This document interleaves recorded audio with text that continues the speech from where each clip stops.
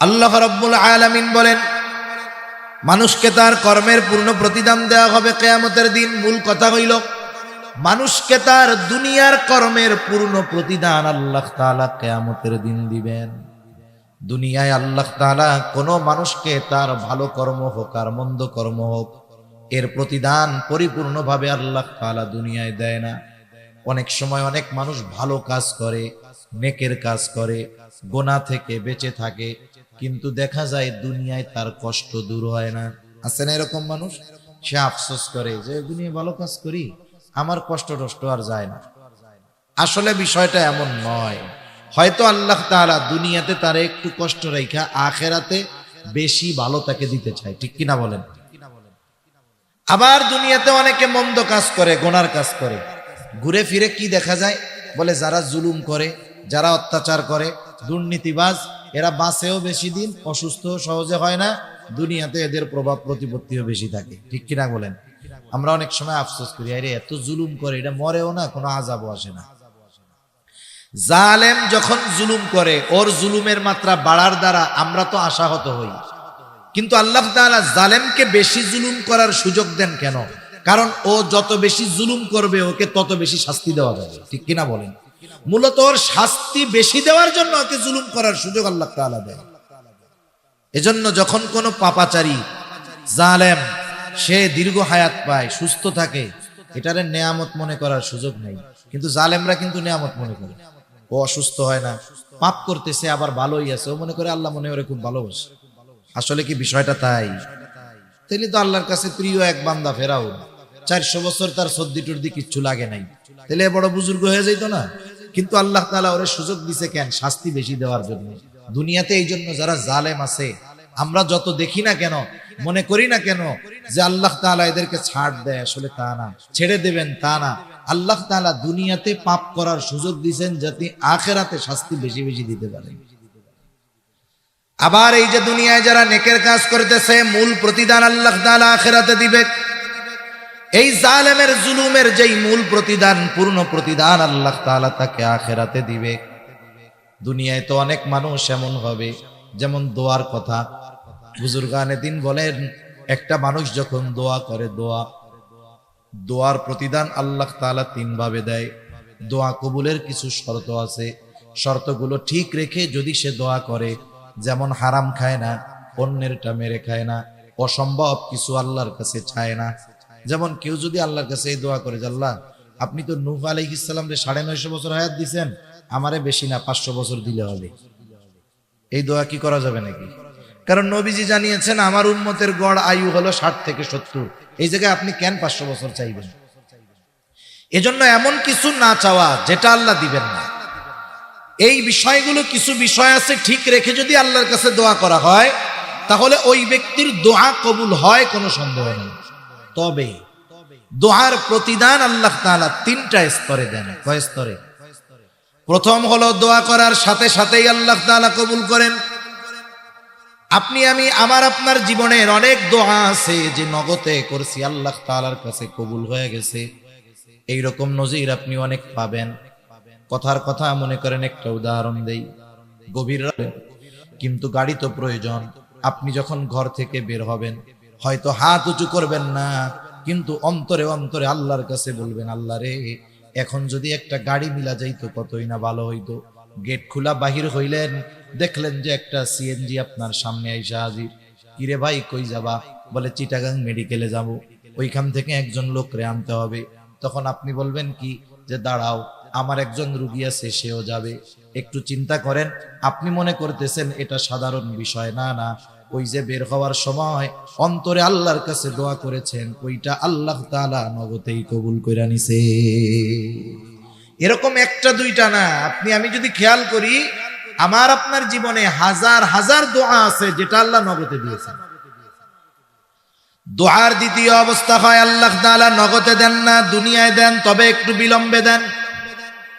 আপনি সেই 2000 সাল থেকে দোয়া করতেছেন, আল্লাহ আমারে একটু আপনার ঘরটা জিয়ারত করার তৌফিক দেন, নবীর রওজার পাশে দাঁড়াইয়া সরাসরি সালাম দেওয়ার তৌফিক দেন। আবেগ দরদ মোহাব্বত নিয়ে দোয়া করতেছেন, দোয়া চালায় গেছেন, দোয়া তো কবুল হয়ে গেছে, কিন্তু আল্লাহ তাআলা আপনাকে 2023 সালে 24 সালে বাইতুল্লাহ জিয়ারতে পাঠাইলো। তার মানে আল্লাহ সুবহানাহু ওয়া তাআলা দোয়া কবুল করেছে, কিন্তু যেটা চাইছেন এটা দিয়েছে বিলম্বে। আবার কিছু দোয়ার অবস্থা হবে এইরকম, আল্লাহ তাআলা নগদেও দিবেন না, দুনিয়াতে বিলম্বেও দিবেন না, ওটা আখিরাতের জন্য আল্লাহ জমা করে রাখবে। বুজুর্গানে দিন বলেন, যখন মানুষকে আমলনামা দেওয়া হবে, প্রত্যেকটা মানুষ তার আমল আর ওই আমলের বিনিময়ে সওয়াব দেখতে পাবে। এক জায়গায় দেখবে বিশাল এক ইবাদতের ভান্ডার, এত বড় সওয়াবের ভান্ডার, এটা কোথার থেকে আসলো? এইবার ওই ব্যক্তি আল্লাহ তাআলার কাছে জানতে চাইবে। আল্লাহ তাআলা বলবে, বান্দা তুমি দুনিয়ায় আমার কাছে দোয়া করদা, আল্লাহ আমারে গাড়ি দেন, আল্লাহ আমারে বাড়ি দেন, আল্লাহ আমারে সম্পদ দেন। আমি আল্লাহ তোমাকে দুনিয়ায় দিতাম না, কারণ তুমি জানো না এগুলো যদি তোমাকে দুনিয়ায় দিতাম এটা তোমার ক্ষতির কারণ হইত। আমি আল্লাহ তোমাকে ওইগুলো দেই নাই, ওইগুলো দেই নাই, তুমি হতাশ হয়ে গিয়েছিলে বান্দা। আমি আল্লাহ তাআলা তোমার দোয়া কবুল করি নাই, তুমি এটা মনে করতা, কিন্তু তুমি যেগুলো চেয়েছো ওগুলো তোমার জন্য কল্যাণকর ছিল না, বিদায় দুনিয়ায় আমি দেই নাই। কিন্তু দোয়া তো কবুল করছি, ওইগুলার চাইতে আরো ভালো বিনিময় এই নেকি আল্লাহ তোমাকে দিয়ে দিয়েছি। এইবার ওই বান্দা তখন আল্লাহর কাছে বলবে, আল্লাহ তাইলে দুনিয়ায় আপনি যেইগুলো দিয়েছিলেন ওইগুলো দুনিয়ায় না দিয়ে আখিরাতের জন্য জমা রাখলে ভালো হইতো। এজন্য দুনিয়া চাই আমরা অনেক কিছু, দুনিয়ায় আল্লাহ তাআলা ওই দুনিয়ার ওই বস্তুটা আমারে দেয় না, হতাশ হয়ে যাই না, না, যেগুলো পাবো আখিরাতে ওই দুনিয়াবি ওই বিষয়গুলো পাওয়ার কারণে হতাশ হব। আল্লাহর তখন বলো দুনিয়াবি ওই বিষয়গুলো দুনিয়ায় না দিয়া আমার জন্য আখিরাতে রেখে দিতেন, এটাই ভালো হইতো। কোন কথার থেকে জানি গেলাম এদিকে, যে আমরা আল্লাহ তাআলার কাছে চাই যে আল্লাহ সুবহানাহু ওয়া তাআলা আসলে বান্দাকে দেন, বান্দার দোয়া আল্লাহ তাআলা কবুল করেন। দোয়ার প্রতিদানটা আল্লাহ তাআলা তিন ভাবে দেয়। এজন্য আল্লাহ সুবহানাহু ওয়া তাআলার কাছে চাওয়ার ক্ষেত্রে শর্তগুলো যদি ঠিক থাকে, আশা করা যায় আল্লাহ সুবহানাহু ওয়া তাআলা বান্দাকে এই বিনিময় থেকে মাহরুম করবেন না। সুবহানাল্লাহ। কিন্তু আল্লাহ সুবহানাহু ওয়া তাআলা উম্মতে মুহাম্মাদীকে স্পেশাল আরেকটা মাস দান করছে। এই মাসটা হলো রমজান মাস। কত বরকত ফজিলতময় এই মাস। আপনারা যেহেতু প্রত্যেকটা মসজিদে খতিব সাহেব এই ব্যাপারে রমজান আসলেই আলোচনা করে, কম বেশি আপনারা সকলে জেনেছেন। এই মাসের মধ্যেই ইসলামের 5টি ভিত্তির অন্যতম একটি ভিত্তি সিয়াম সাধনা। এই মাসেই আমরা করে থাকি, রোজা রেখে থাকি। আসলে একজন বান্দা যদি জান্নাত পেতে চায়, যথাযথভাবে রোজা পালন এবং শরীয়তের অন্যান্য হুকুম মান্য করলে তার জন্য রোজা জান্নাত পাওয়া সহজ। কারণ এই রোজা এমন একটা ইবাদত, আল্লাহ সুবহানাহু ওয়া তাআলা বলেন, হাদিসে কুদসির ভিতরে আসছে, কুল্লু আমাল ইবনে আদম লাহু ইল্লা সিয়াম। আল্লাহ সুবহানাহু ওয়া তাআলা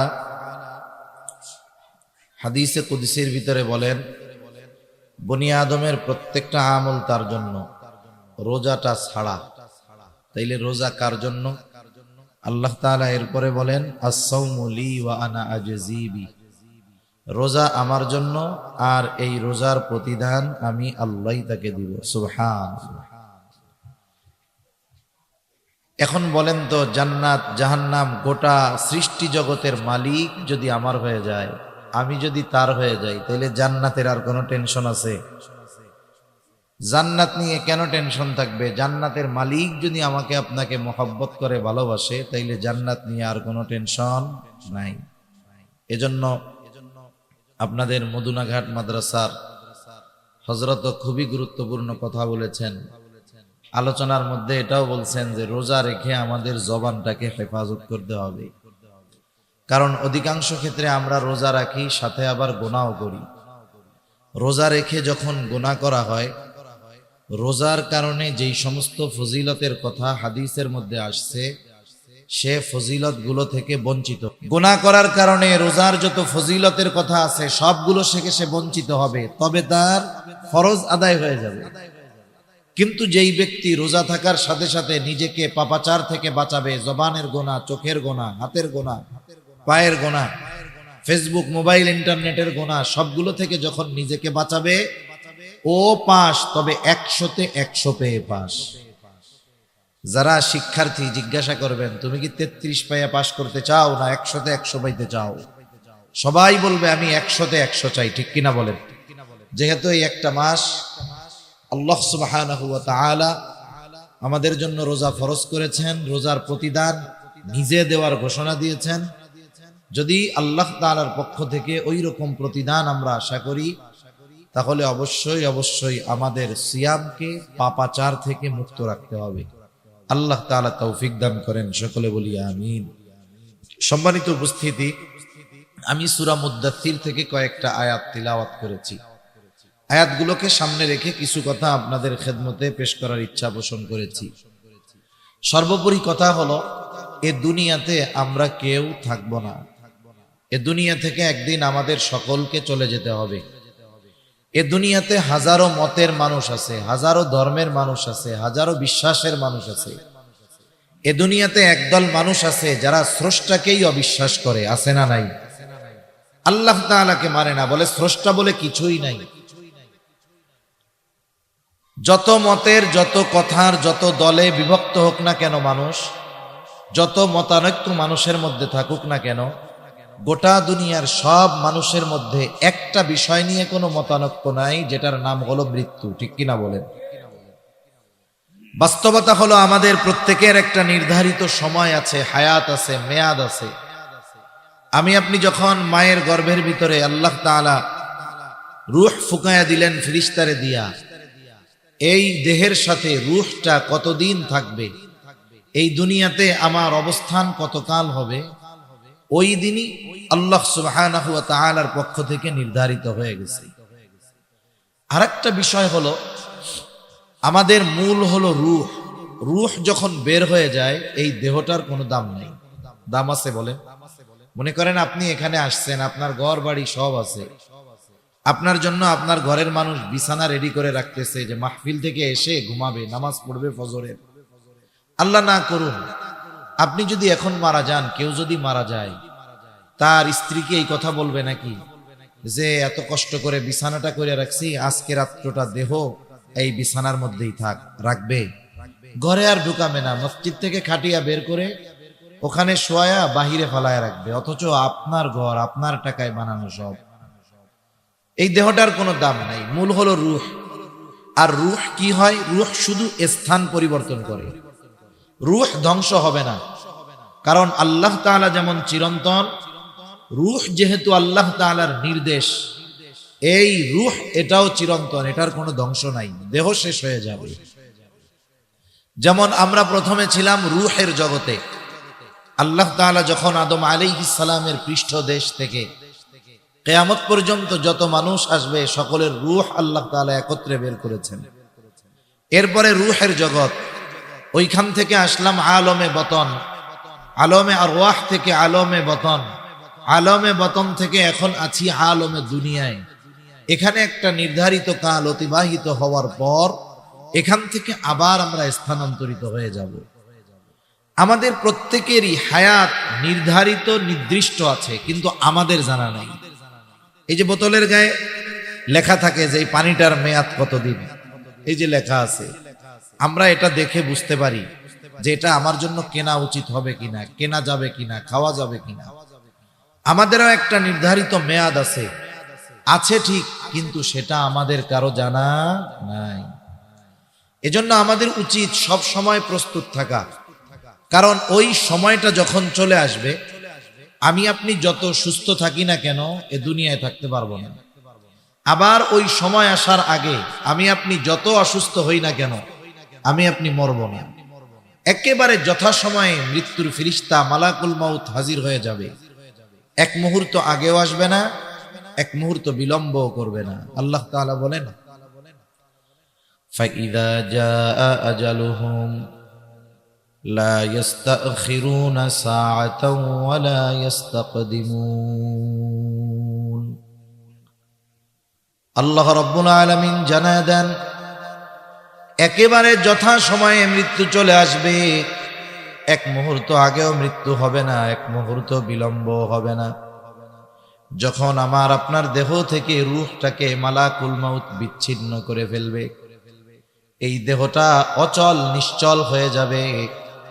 আমাদের অঞ্চলে যখন মানুষ মারা যায়, মসজিদের মধ্যে ঘোষণা করে, অমুক এলাকার অমুক আজ বিকাল 5 ঘটিকার সময় ইন্তেকাল করিয়াছে, আগামী দিন সকাল 8টায় অমুক স্থানে তার জানাজা অনুষ্ঠিত হবে।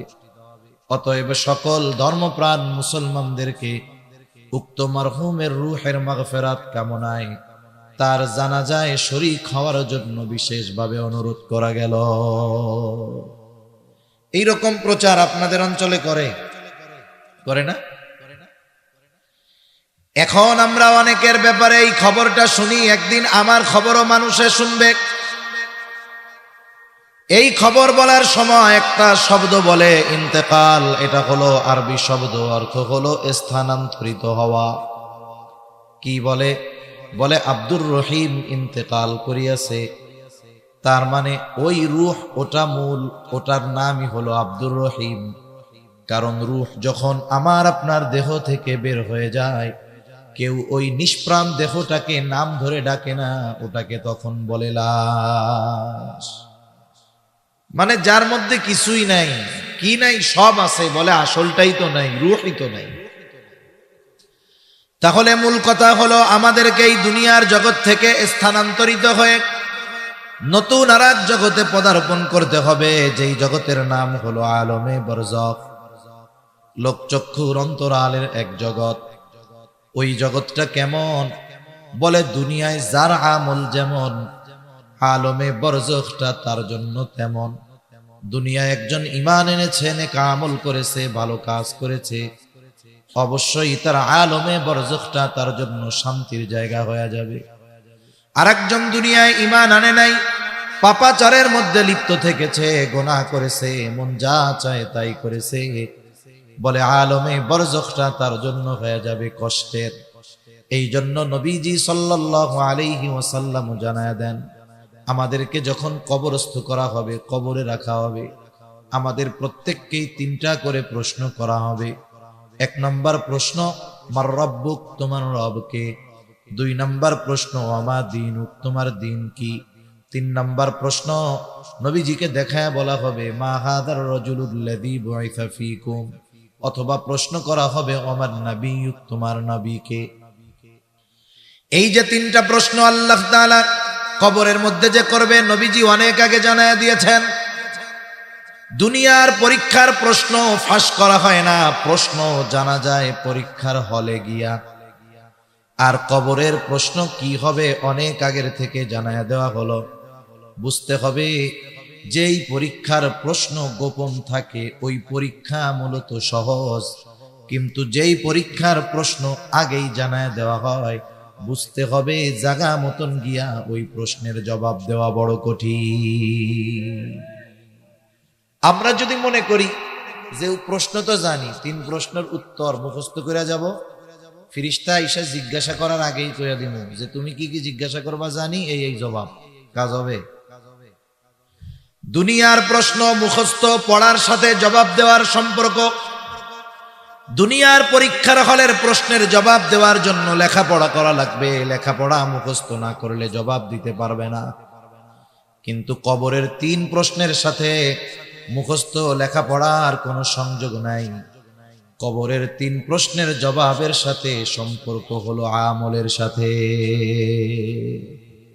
যখন কোন মানুষ এই 3 প্রশ্নের আলোকে আমল করবে, এই 3 প্রশ্নের ব্যাপার যদি তার কোনোদিন নাও শুনে, নাও জানে, কবরে গিয়াও যদি প্রথম জানে যে এই 3 প্রশ্ন, জবাব দিয়ে দিতে পারবে। তাহলে 1 নম্বর প্রশ্ন, আমার রব্বুক, তোমার রবকে। জবাব হলো আল্লাহ। এটা মুখস্থ করলেই দেওয়া যাবে না। একটা ব্যক্তি যখন পরিপূর্ণ রবের দাসত্ব করবে, রবের হুকুম আহকাম মেনে চলবে, রবের আদেশের সামনে নিজেকে নত করে দিবে, ওই ব্যক্তি কবরে গিয়ে যখনই প্রশ্ন করবে তোমার রবকে, দুনিয়ার জগতে যেই রবের গোলামি করছে তার জবাব দিতে আর কষ্ট হবে না। সে তার সাথে সাথে জবাবে বলবে আমার রব হলো আল্লাহ। 2 নাম্বার প্রশ্ন করবে তোমার দিন কি, তোমার জীবন ব্যবস্থা কি, তুমি যে দুনিয়ার হায়াত অতিবাহিত করেছো, কোন দর্শনের মতাদর্শের আলোকে তুমি তোমার জীবনকে পরিচালিত করেছো? একটা মানুষ যদি ইসলামের উপরে নিজেকে পরিচালিত করে, তাহলে লোকটা সহসাই জবাব দিবে আমার দিন হলো ইসলাম। সারা জিন্দেগি ইসলামের বিরুদ্ধাচরণ করে যতই মুখস্থ করে কবরে যাক না কেন, ওকে যখন জিজ্ঞাসা করা হবে ওমা দিনুক, ওই ইসলাম কিন্তু জবাব দিতে পারবে না। ইসলামের উপরে যে চলবে সেই জবাব দিতে পারবে আমার দিন হলো ইসলাম। নবীজিকে দেখায় বলা হবে এই ব্যক্তিকে যাকে তোমাদের কাছে প্রেরণ করা হয়েছিল, কে জবাব দিতে পারবে? বলে যে গোটা জিন্দেগি রসুলের সুন্নাতের আলোকে সাজিয়েছিল, রসুলের আদর্শে আদর্শিত হয়েছিল, রসুলের রঙে নিজের জীবনকে রঙ্গিত করেছিল, ওই ব্যক্তি সহজেই জবাব দিবে ইনি হলেন আমাদের নবী মুহাম্মদুর রাসূলুল্লাহ সাল্লাল্লাহু আলাইহি ওয়াসাল্লাম। এছাড়া জবাব দেওয়া সম্ভব নয়। এখন যে এই তিন বিষয়ের উপরে আমল করছে, আল্লাহ তাআলার দাসত্ব ঠিকমতো করছে, জীবনটাকে ইসলামের উপরে সাজাইছে, নবীজির সুন্নাতের আলোকে জীবন চালিয়েছে, তাকে প্রশ্ন করা হলো, সে জবাব দিয়ে দিল। বলেন পরীক্ষায় পাস না ফেল? জোরে বলেন, পাস না ফেল? পাস। এইবার আল্লাহর পক্ষ থেকে ঘোষণা আসবে, সাদাকা আবদি, সাদাকা আবদি, ফাফরিশুহু মিনাল জান্নাহ ওয়ালবিসুহু মিনাল জান্নাহ ওয়াফতাহু লাহু বাবান ইলাল জান্নাহ।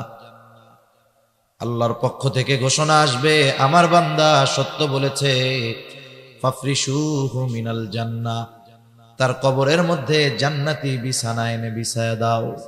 ওয়ালবিসুহু মিনাল জান্নাহ, তাকে জান্নাতি পোশাক এনে পরায় দাও। ওয়াফতাহু লাহু বাবান ইলাল জান্নাহ, তার কবরের সাথে জান্নাতের সাথে একটা দরজা খুলে দাও। ফেরেশতারা বলবে তুমি ঘুমাও, যেমন কইরা নতুন দুলা ঘুমায়। নতুন জামাই যখন কারো বাড়ি আসে, যখন ঘুমায়, শাশুড়ি কেউ যদি দেখতে আসে জামাই রে, শাশুড়ি কি বলে? ঘুমাইতেছে, ঘুমাইতেছে, এরকম বলে না? এখন না, পরে এসে ঘুমাইতেছে। কেউ তারে ডিস্টার্ব করবে না, তুমি আরামসে ঘুমাও। আবার যে এই তিন প্রশ্নের জবাব দিতে পারবে না, তার ব্যাপারে ঘোষণা আসবে, কাযাবা আবদি, কাযাবা আবদি, ফাফরিশুহু মিনান নার ওয়ালবিসুহু মিনান নার ওয়াফতাহু লাহু বাবান ইলান নার। এ বান্দা মিথ্যা বলতেছে, জবাব দিতে পারে নাই। সব প্রশ্নের জবাবে বলবে লা আদরি, আমি কিছুই জানি না, পরীক্ষায় ফেল। বলবে জাহান্নাম থেকে আগুনের বিছানা এনে বিছায়া দাও, জাহান্নাম থেকে আগুনের পোশাক এনে একে পরায়া দাও, জাহান্নামের সাথে তার কবরের সাথে একটা দরজা খুলে দাও। কত কষ্ট হবে ওই কবরের মধ্যে, আলমে বরজখে আযাবে থাকবে। আযাবের তীব্রতা এতটা বেশি হবে, ও মনে করবে এটাই মনে হয় জাহান্নাম। কারণ ওই রকম শাস্তি, আযাব কেউ কোনোদিন দেখে নাই। ফেরেশতারা তখন তাকে জানাবে, না, এটা জাহান্নাম নয়, বরং তোমার জন্য এর চাইতে কল্পনাতীত শাস্তি আল্লাহ তাআলা কিয়ামতের পরে তোমার জন্য প্রস্তুত করে রাখছে। ওইখানে তোমাকে অনন্তকাল থাকতে হবে। অবস্থাটা কি দেখেন, সে যেই আযাবে আছে আলমে বরজখে, মনে করবে এটাই মনে হয় জাহান্নাম। কিন্তু যখন আসল জাহান্নামের খবরটা শুনবে, দেখে নাই, শুধু ফেরেশতাদের কাছে শুনে এতটা ভীত সন্ত্রস্ত হয়ে যাবে, সে আল্লাহর কাছে বলতে থাকবে, আল্লাহ, কিয়ামত যেন কখনোই কায়েম না হয়। কারণ আমি আপনি যখন একটা কষ্টের মধ্যে থাকি, এর চাইতে বহুগুণ বেশি কষ্ট যখন সামনে আসে, বর্তমান যেই কষ্টটা আছে, সামনের ভয়াবহ কষ্টের কথা চিন্তা করে এটাকে স্বাভাবিক মনে হয়। ওই কষ্টের কথা শুনেই তারা মনে করবে ভালো আছি, এজন্য আল্লাহর কাছে বলবে কিয়ামত কায়েম করেন না। আবার যার কবরটা জান্নাতের বাগান হবে, রাউদাতুম মিন রিয়াদিল জান্নাহ, ও মনে করবে এটাই মনে হয় জান্নাত। কিন্তু ফেরেশতারা তাকে জানাবে, না না, এটা জান্নাতের নিয়ামতের তুলনায় এটা কোনো কিছুই না। তোমার জন্য আল্লাহ তাআলা কল্পনাতীত জান্নাত তৈরি করে রাখছে। সেই জান্নাতের খবর আল্লাহ তাআলা দেন। জান্নাত কেমন? বলে আ'আদতু লিইবাদিস সালিহিন মা লা আইনুন রাআত ওয়ালা উযুনুন সামিআত ওয়ালা খাতারা আলা কলবি বাশার। আল্লাহ তাআলা জানায় দেন তিনি তার বান্দাদের জন্য, নেককার বান্দাদের জন্য এমন জান্নাত প্রস্তুত করে রেখেছেন মা লা আইনুন রাআত, দুনিয়ার কোন চোখ এটা দেখে নাই, ওয়ালা উযুনুন সামিআত, ওই জান্নাতের প্রকৃত নিয়ামতের কথা দুনিয়ার কোন কান শুনে নাই, ওয়ালা খাতারা আলা কলবি বাশার, ওই জান্নাতের নিয়ামত প্রকৃত পক্ষে কেমন হতে পারে দুনিয়ার কোন মানুষের অন্তর এটা কল্পনাও করতে পারে না। সুবহানাল্লাহ। কি আছে জান্নাতের মধ্যে? আল্লাহ তাআলা বলেন জান্নাতের মধ্যে কি আছে? বলে ওয়ালাকুম ফিহা মা তাশতাহি আনফুসুকুম, মন যা চায় জান্নাতের মধ্যে তাই আছে। দুনিয়াতে কিন্তু অনেক কিছু আমাদের মন চায় কিন্তু দুনিয়ায় পাওয়া যায় না, ওইটাও জান্নাতে আছে। জান্নাতে গিয়া নতুন কইরা আরো যা মন চাবে তাও আল্লাহ তাআলা জান্নাতে রাখছে। যেমন দুনিয়ায় কত কিছু মন চায়, বলেন তো দুনিয়াতে কেউ কি বুড়া হইতে চায় নাকি? বৃদ্ধ হইতে চায়? কেউ চায় না, অধিকাংশ মানুষ চায় না। দেখবেন সেলুনে গেলে অনেক সময় দেখা যায় বুড়া মানুষ দাড়ি চুল পাইকে গেছে, যে চুল কাটে ওরে বলে তুই কি কলপ লাগাস রে, কয়দিন পরেই আবার সাদা হয়ে যায়। এমন কলপ দিবি যেন একটাও পাকা চুল না দেখা যায়। এখন একজন তার সাদা দাড়িকে কালো করতে চায় কেন? কারণ সাদা থাকলে তো মুরব্বি মুরব্বি লাগে, কালো যদি হয় তাহলে একটু জোয়ান জোয়ান লাগবে, তাই না?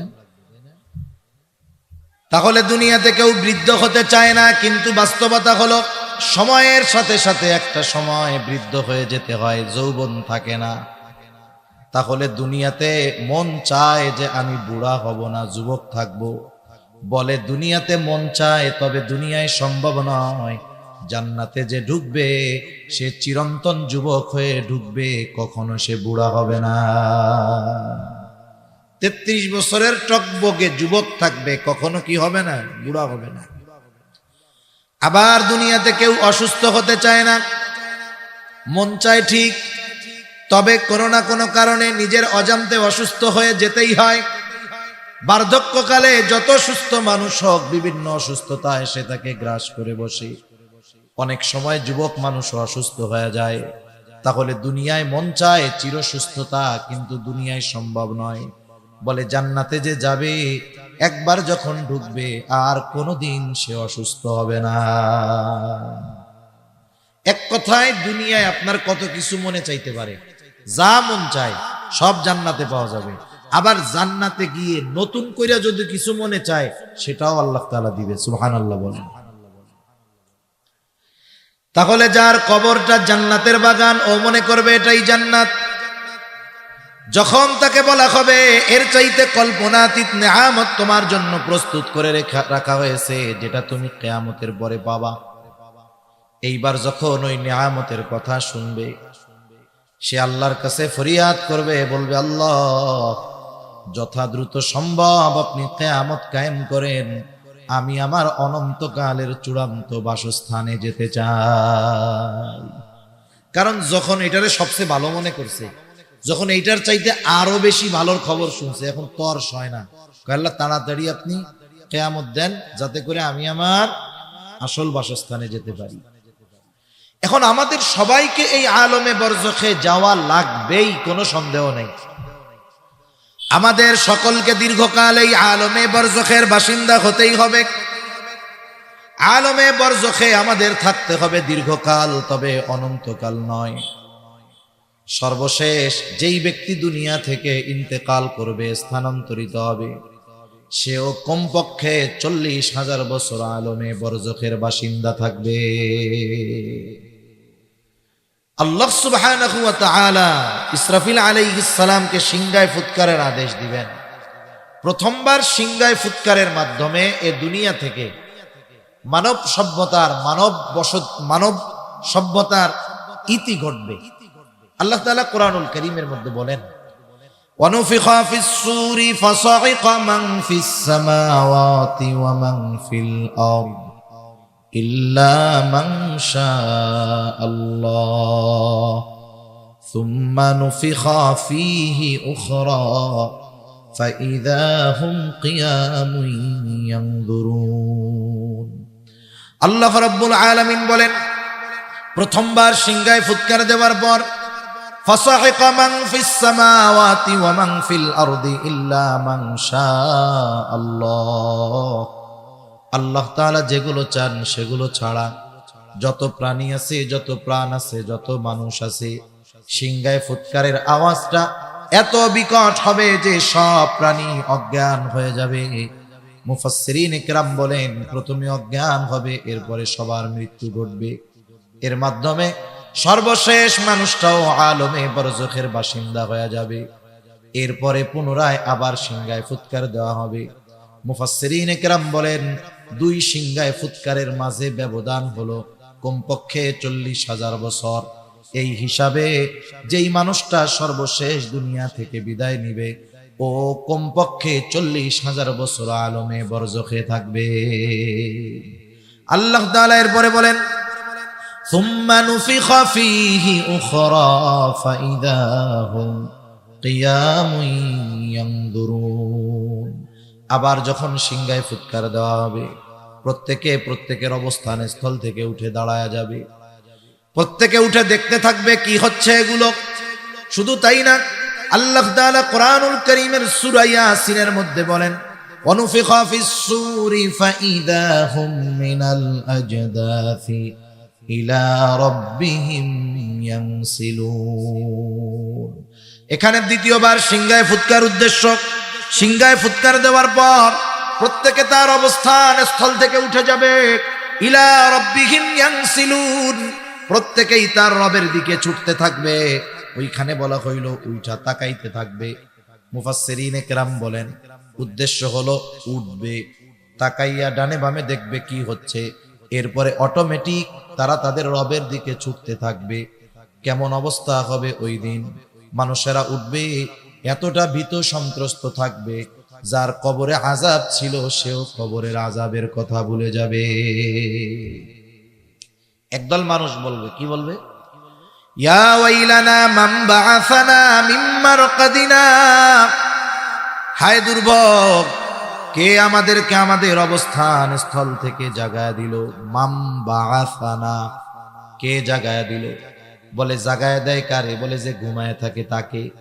একজন সজাগ ব্যক্তিকে আপনি ডেকে উঠাতে পারবেন না, কিন্তু যে ঘুমায় থাকে তাকে ডাক দিয়া উঠাইতে পারবেন। ওই মানুষগুলো বলবে, কে আমাদেরকে জাগায়া দিল, কে আমাদেরকে উঠায়া দিল? অথচ ছিল আযাবে, এখন বলতেছে উঠায়া দিল কে? তার মানে হাসরের ময়দানে উঠবার পর অবস্থা দেখে এতটা ভীত সন্ত্রস্ত তারা হবে, যাদের কবরের মধ্যে আযাব ছিল সেই আযাবের কথা তারা ভুলে যাবে। কেমন অবস্থা হবে? নবীজি সাল্লাল্লাহু আলাইহি ওয়াসাল্লাম বলেন, কিয়ামতের দিন সকলে বিবস্ত্র অবস্থায় উঠবে। আয়েশা সিদ্দিকা রাদিয়াল্লাহু তাআলা আনহা জিজ্ঞাসা করেন, ইয়া রাসূলুল্লাহ, মানুষেরা বিবস্ত্র অবস্থায় উঠবে, নারী পুরুষ সবাই বস্ত্রহীন থাকবে, কেউ কি লজ্জা পাবে না? একজন কি আরেকজনের দিকে তাকাবে না? নবীজি জানায়া দেন, আয়েশা, মানুষ এতটা চিন্তিত ভীত সন্ত্রস্ত থাকবে যে একজন আরেকজনের দিকে তাকানোর বিষয়টা চিন্তাও করবে না। কেমন চিন্তাগ্রস্ত থাকবে মানুষ সেই দিন। ওই মানুষেরা বলবে, ইয়া ওয়াইলানা মান বাআসানা মিন মারকাদিনা, হায় দুর্ভোগ, কে আমাদেরকে আমাদের অবস্থান স্থল থেকে জাগায়া দিল? মুমিনরা অথবা ফেরেশতারা তাদের এই কথার জবাবে বলবে, হাযা মা ওয়া'আদার রাহমানু ওয়া সাদাকাল মুরসালুন। এটা হলো দয়াময়ের সেই প্রতিশ্রুত দিবস, যেই দিবসের ওয়াদা তিনি দিয়েছিলেন। শুধু তাই না, ওয়া সাদাকাল মুরসালুন, রাসূলগণ এই দিবসের সত্যায়ন করেছিলেন। প্রত্যেক নবী রাসূল তার উম্মতকে আখিরাতের কথা, কিয়ামতের কথা বলেছে কি বলে নাই? এটাই হলো এই দিবস, যেই দিবসের এক নাম হলো ইয়াউমুল কিয়ামাহ। এটাই হলো ওই দিবস যেই দিবসের এক নাম হলো ইয়াউমুল হাশর। এটাই হলো ওই দিবস যেই দিবসের আর এক নাম হলো ইয়াউমুল জাযা। এটাই হলো সেই দিবস যেই দিবসের আর এক নাম হলো ইয়াউমুদ্দিন। ইয়াউমুল হাশর একত্রিতকরণ দিবস। পৃথিবীর শুরু থেকে নিয়ে শেষ পর্যন্ত যত মানুষ আছে, ছিল, আসবে, সকলকে ওই দিন আল্লাহ তাআলা একত্রিত করবেন। বলে ইয়াউমুল জাযা, প্রতিদান দিবস। ওই দিন আল্লাহ তাআলা প্রত্যেকটা মানুষের তার দুনিয়ার কর্মের পূর্ণ প্রতিদান দিবেন।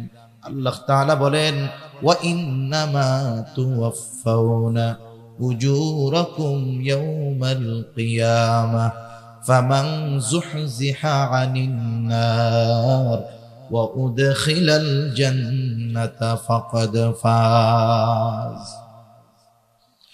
আল্লাহ রাব্বুল আলামিন বলেন, মানুষকে তার কর্মের পূর্ণ প্রতিদান দেওয়া হবে কিয়ামতের দিন। মূল কথা হইল, মানুষকে তার দুনিয়ার কর্মের পূর্ণ প্রতিদান আল্লাহ তাআলা কিয়ামতের দিন দিবেন। দুনিয়ায় আল্লাহ তাআলা কোনো মানুষকে তার ভালো কর্ম হোক আর মন্দ কর্ম হোক, এর প্রতিদান পরিপূর্ণভাবে আল্লাহ তাআলা দুনিয়ায় দেয় না। অনেক সময় অনেক মানুষ ভালো কাজ করে, নেকের কাজ করে, গুনাহ থেকে বেঁচে থাকে, কিন্তু দেখা যায় দুনিয়ায় তার কষ্ট দূর হয় না। আছে না এরকম মানুষ? সে আফসোস করে যে দুনিয়ায় ভালো কাজ করি, আমার কষ্ট আর যায় না। আসলে বিষয়টা এমন নয়। হয়তো আল্লাহ তাআলা দুনিয়াতে তার একটু কষ্ট রাখা আখিরাতে বেশি ভালো তাকে দিতে চায়, ঠিক কিনা বলেন? আবার দুনিয়াতে অনেকে মন্দ কাজ করে, গুনার কাজ করে, ঘুরে ফিরে কি দেখা যায়?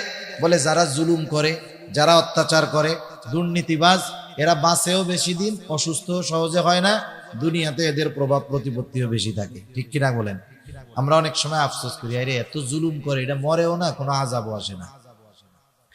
জালেম যখন জুলুম করে, ওর জুলুমের মাত্রা বাড়ার দ্বারা আমরা তো আশাহত হই, কিন্তু আল্লাহ তাআলা জালেমকে বেশি জুলুম করার সুযোগ দেন কেন? কারণ ও যত বেশি জুলুম করবে, ওকে তত বেশি শাস্তি দেওয়া যাবে, ঠিক কিনা বলেন? মূলত ওর শাস্তি বেশি দেওয়ার জন্য ওকে জুলুম করার সুযোগ আল্লাহ তাআলা দেয়। এজন্য যখন কোনো পাপাচারী জালেম সে দীর্ঘ হায়াত পায়, সুস্থ থাকে, এটারে নেয়ামত মনে করার সুযোগ নেই। কিন্তু জালেমরা কিন্তু নেয়ামত মনে করে। ও অসুস্থ হয় না, পাপ করতেছে, আবার ভালোই আছে, ও মনে করে আল্লাহ মনে করে খুব ভালোবাসে। আসলে কি বিষয়টা তাই? তাইলে তো আল্লাহর কাছে প্রিয় এক বান্দা ফেরাউন, 400 বছর তার সর্দি টর্দি কিচ্ছু লাগে নাই, তাহলে বড় বুজুর্গ হয়ে যাইতো না? কিন্তু আল্লাহ তাআলা ওরে সুযোগ দিছে কেন? শাস্তি বেশি দেওয়ার জন্য।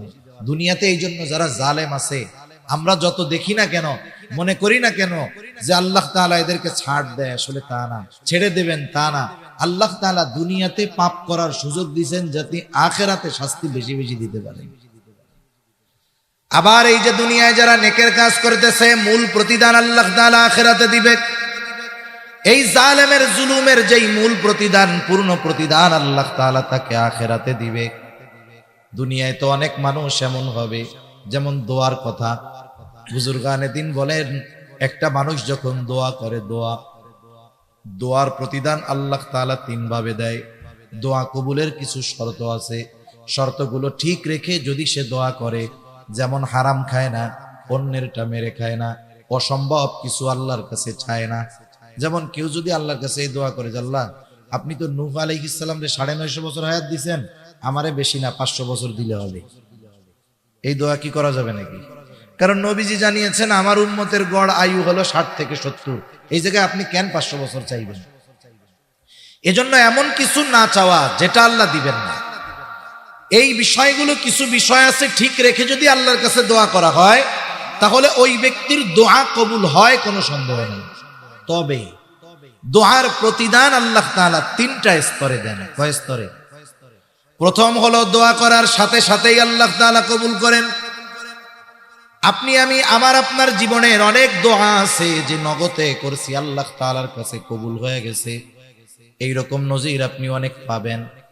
কথার কথা মনে করেন একটা উদাহরণ দেই, গভীর রাতে কিন্তু গাড়ি তো প্রয়োজন।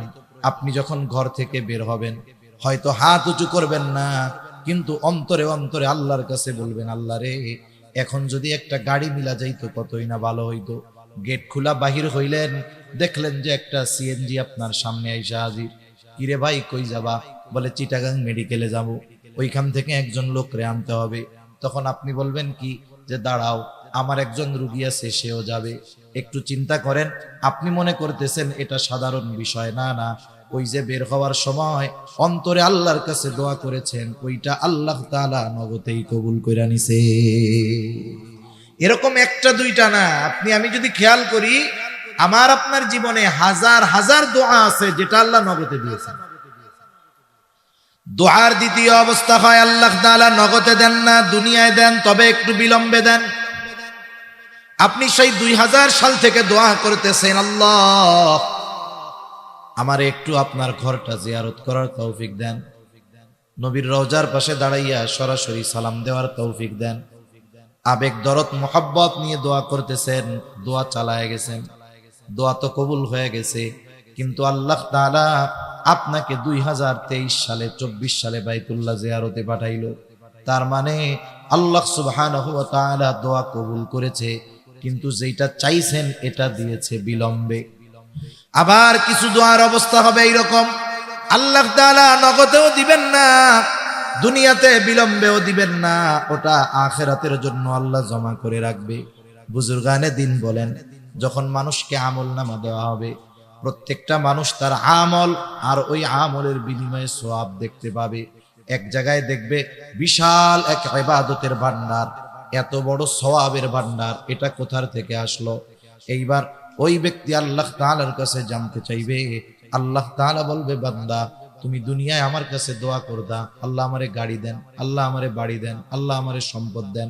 আমি আল্লাহ তোমাকে দুনিয়ায় দিতাম না, কারণ তুমি জানো না এগুলো যদি তোমাকে দুনিয়ায় দিতাম এটা তোমার ক্ষতির কারণ হইতো। আমি আল্লাহ তোমাকে ওইগুলো দেই নাই, ওইগুলো দেই নাই, তুমি হতাশ হয়ে গিয়েছিলে বান্দা। আমি আল্লাহ তাআলা তোমার দোয়া কবুল করি নাই, তুমি এটা মনে করতা, কিন্তু তুমি যেগুলো চেয়েছো ওগুলো তোমার জন্য কল্যাণকর ছিল না, বিদায় দুনিয়ায় আমি দেই নাই, কিন্তু দোয়া তো কবুল করছি, ওইগুলার চাইতে আরো ভালো বিনিময় এই নেকি আল্লাহ তোমাকে দিয়ে দিয়েছি। এইবার ওই বান্দা তখন আল্লাহর কাছে বলবে, আল্লাহ তাইলে দুনিয়ায় আপনি যেইগুলো দিয়েছিলেন ওইগুলো দুনিয়ায় না দিয়ে আখিরাতের জন্য জমা রাখলে ভালো হইতো। এজন্য দুনিয়া চাই আমরা অনেক কিছু, দুনিয়ায় আল্লাহ তাআলা ওই দুনিয়ার ওই বস্তুটা আমারে দেয় না, হতাশ হয়ে যাই, না না, যেগুলো পাবো আখিরাতে ওই দুনিয়াবি ওই বিষয়গুলো পাওয়ার কারণে হতাশ হব। আল্লাহর তখন বলো দুনিয়াবি ওই বিষয়গুলো দুনিয়ায় না দিয়া আমার জন্য আখিরাতে রেখে দিতেন, এটাই ভালো হইতো। কোন কথার থেকে জানি গেলাম এদিকে, যে আমরা আল্লাহ তাআলার কাছে চাই যে আল্লাহ সুবহানাহু ওয়া তাআলা আসলে বান্দাকে দেন, বান্দার দোয়া আল্লাহ তাআলা কবুল করেন, দোয়ার প্রতিদানটা আল্লাহ তাআলা 3 ভাবে দেয়। এজন্য আল্লাহ সুবহানাহু ওয়া তাআলার কাছে চাওয়ার ক্ষেত্রে শর্তগুলো যদি ঠিক থাকে, আশা করা যায় আল্লাহ সুবহানাহু ওয়া তাআলা বান্দাকে এই বিনিময় থেকে মাহরুম করবেন না। সুবহানাল্লাহ। হাসরের ময়দানের অবস্থার থেকে বলতেছিলাম আর কি, হাসরের ময়দানের মুসিবতটা এমন হবে। আয়েশা সিদ্দিকা রাদিয়াল্লাহু তাআলা আনহা জিজ্ঞাসা করলেন, ইয়া রাসূলুল্লাহ, মানুষেরা কি লজ্জা পাবে না? নবীজি বলেন, মানুষেরা এত চিন্তিত ভীত থাকবে যে সে কারো দিকে তাকানোর বিষয়টাও সেই দিন চিন্তা করবে না। আল্লাহ সুবহানাহু ওয়া তাআলা ওই দিন একত্রিত কেন করবেন এই কথার থেকে গিয়েছিলাম যে ইয়াউমুল জাযা, প্রতিদান দিবস। আল্লাহ তাআলা ওই দিন মানুষকে তার দুনিয়ার কর্মের পূর্ণ প্রতিদান দিবেন। আল্লাহ তাআলা শুধু প্রতিদান দিবেন তা নয়, প্রতিদান দেওয়ার আগে প্রত্যেকটা মানুষকে তার দুনিয়ার কর্মগুলোর ব্যাপারেও অবগত করবে। আমি দুনিয়ায় কি কাজ করেছি আমার মনে না থাকলেও আল্লাহ তাআলা ওই দিন মনে করায় দিবে। হাসরের ময়দানে কয়েকটা মুহূর্ত হবে সবচাইতে জটিল মুহূর্ত, চিন্তার মুহূর্ত। মানুষগুলো একেবারে ওই সময়ে নিস্তব্ধ নীরব হয়ে যাবে। এর মধ্যে একটা হলো যখন আমলনামা দেওয়ার ঘোষণা দেওয়া হবে। আমলনামা, দুনিয়ায় কি করছি এই আমলনামা ফাইল আমাদের কাছে পৌঁছানোর খবর দেওয়া হবে। একেবারে পিনপতন নীরব হয়ে যাবে, কোনো কথা নাই, সকলে চিন্তিত, না জানি কোন হাতে আমলনামা পাই। আমলনামাগুলো ছেড়ে দেওয়া হবে, কারণ আমার আপনার সাথে সর্বদা আমার আপনার কর্মগুলোর সাক্ষী সংরক্ষণের লোক সবাই আছে, ফেরেশতারা আছে। আমার কর্ম, আমার কথা, আমার কাজ সব সংরক্ষণ করা হচ্ছে, সাথে সাথে তারাও আমার কর্মগুলোর ব্যাপারে সাক্ষী হচ্ছে। সব প্রস্তুত, কিয়ামতের দিন ছেড়ে দেওয়া হবে, প্রত্যেকের আমলনামা প্রত্যেকের কাছে গিয়ে পৌঁছায়া যাবে। আমারটা অন্যের কাছে, অন্যেরটা আমার কাছে আসবে, বিষয়টা এমন নয়। আমলনামাগুলো কেউ ডান হাতে পাবে, কেউ বাম হাতে পাবে, সকলেই আশা করবে আজকে যেন আমি আমার আমলনামাটা ডান হাতে পাই। কিন্তু বাস্তবতা হলো ইচ্ছা করলেই হবে না, বরং আমলনামা কে ডান হাতে পাবে কে বাম হাতে পাবে এটা তার দুনিয়ার কর্মের উপরেই নির্ভর করবে। একটা বিষয় দেখেন, দুনিয়াতে আমাদের গড় আয়ু 60 থেকে 70 বছর। সবাই তো আর 70 বছর বাঁচে না, কেউ একটু বেশি বাঁচে, এর সংখ্যা কম। কিন্তু 70-এর কম, এটাই সংখ্যা বেশি। অথচ এই অল্প সময় 60-70 বছরের হায়াতটা এত দাম যে এই 60-70 বছরের কর্মের উপরে নির্ভর করতেছে আমার পুরো অনন্তকালের অবস্থা। এজন্য আমরা দুনিয়ার সময়টাকে একেবারে হেলায় খেলায় বিনষ্ট করে ফেলি, এটা কখনোই ঠিক হবে না। এবার আমলনামা যারা ডান হাতে পাবে তারা তো আনন্দিত হয়ে যাবে। তাদের অভিব্যক্তি কেমন হবে, তারা কতটা আনন্দিত হবে, আল্লাহ তাআলা কোরআনুল কারীমের মধ্যে জানায় দেন। আল্লাহ তাআলা বলেন, ফাআম্মা মান উতিয়া কিতাবাহু বিয়ামিনি ফায়াকুলু হাউম ইকরাউ কিতাবিয়া ইন্নী যানানতু আন্নী মুলাকিন হিসাবিয়া। যারা ডান হাতে আমলনামা পাবে ওরা এতটা আনন্দিত হবে, মানুষদেরকে ডেকে ডেকে বলবে, হাউম ইকরাউ কিতাবিয়া, এই তো আমার কিতাব, এই তো আমার আমলনামা, তোমরা পড়ো আমার কিতাব, পড়ো আমার আমলনামা। আমরা যখন ছোটবেলায় প্রাইমারিতে পড়ছি, আমাদের সময় শুধু পরীক্ষায় কে কোন বিষয়ে কত পাইছে এটা জানানো হতো না, একেবারে খাতা সহ দিয়ে দেওয়া হতো। স্যার বলতো, দেখো কি লেখছো, কোথায় কোথায় ভুল হয়েছে। আবার বলতো, খাতা বাসায় নিয়ে যাবা, আব্বা আম্মাকে দেখাইয়া সিগনেচার করে আনবা। এখন তো শুধু মার্ক জানায়া দেয়। এখন ইংরেজি বা অঙ্ক খাতা দিল যে 100-তে 100 পাইছে, তার মানে তার অঙ্কে কোনো ভুল হয় নাই। বলেন তো সে খুশি হয় না বেজার হয়? অন্যরাও বলে, দেখি তো দোস্ত তোমার খাতাটা, ও বলে দেখ কত পেয়েছে, খুশির ঠেলায়, ঠিক না? এখন জিজ্ঞাসা করে, আমরা তো একই লেখাপড়া করছি, তা আমাদের তো 100 মার্কের কমন হয় নাই, তুমি 100 উত্তর কেমনে দিলা? ও বলে, দে শোনো, তোমরা তো রাত্রে ঘুমাই যাইতা, আমি এক্সট্রা ভাবে এই বাকি অঙ্কগুলাও করতাম, ওইগুলোর মধ্যে থেকে এগুলো আসছে, এজন্যই তো আমি 100-তে 100 পেয়েছি, ঠিক কিনা বলেন? এই যে 100-তে 100 পাইছে, কারণ বলে কি, আমি এক্সট্রা ভাবে লেখাপড়া করেছি। ডান হাতে যে আমলনামা পাবে সেও কেমন যেন ডান হাতে আমলনামা পাবার কারণগুলো বলে দিবে। কি কারণ? বলে, ইন্নী যানানতু আন্নী মুলাকিন হিসাবিয়া। ডান হাতে আমলনামা পাবার কারণ, আমি এই ব্যাপারে দৃঢ় ধারণা রাখতাম, তথা দুনিয়ায় আমি এই ব্যাপারে দৃঢ় বিশ্বাসী ছিলাম, আমাকে আমার কর্মের হিসাবের মুখোমুখি হওয়া লাগবে। আমি দুনিয়াতে এই বিশ্বাসটা অন্তরের মধ্যে দৃঢ়ভাবে ধারণ করেছি যে দুনিয়ায় আমি যেই কর্ম করি না কেন, দুনিয়ার কারো কাছে হয়তো আমার হিসাব দেওয়া লাগবে না, দুনিয়ার আইনের ফাঁক ফকর দিয়ে আমি বের হয়ে যেতে পারবো। আমি একাকী যদি কোনো অন্যায় করি কেউ দেখবে না, দুনিয়ার কারো কাছে আমার হিসাব দেওয়া লাগবে না। কিন্তু আমি এই চিন্তা করতাম, দুনিয়ার কারো কাছে আমার কর্মের হিসাব দেওয়া না লাগুক, আমার আল্লাহর সামনে আমাকে হিসাবের কাঠগড়ায় দাঁড়াতে হবে।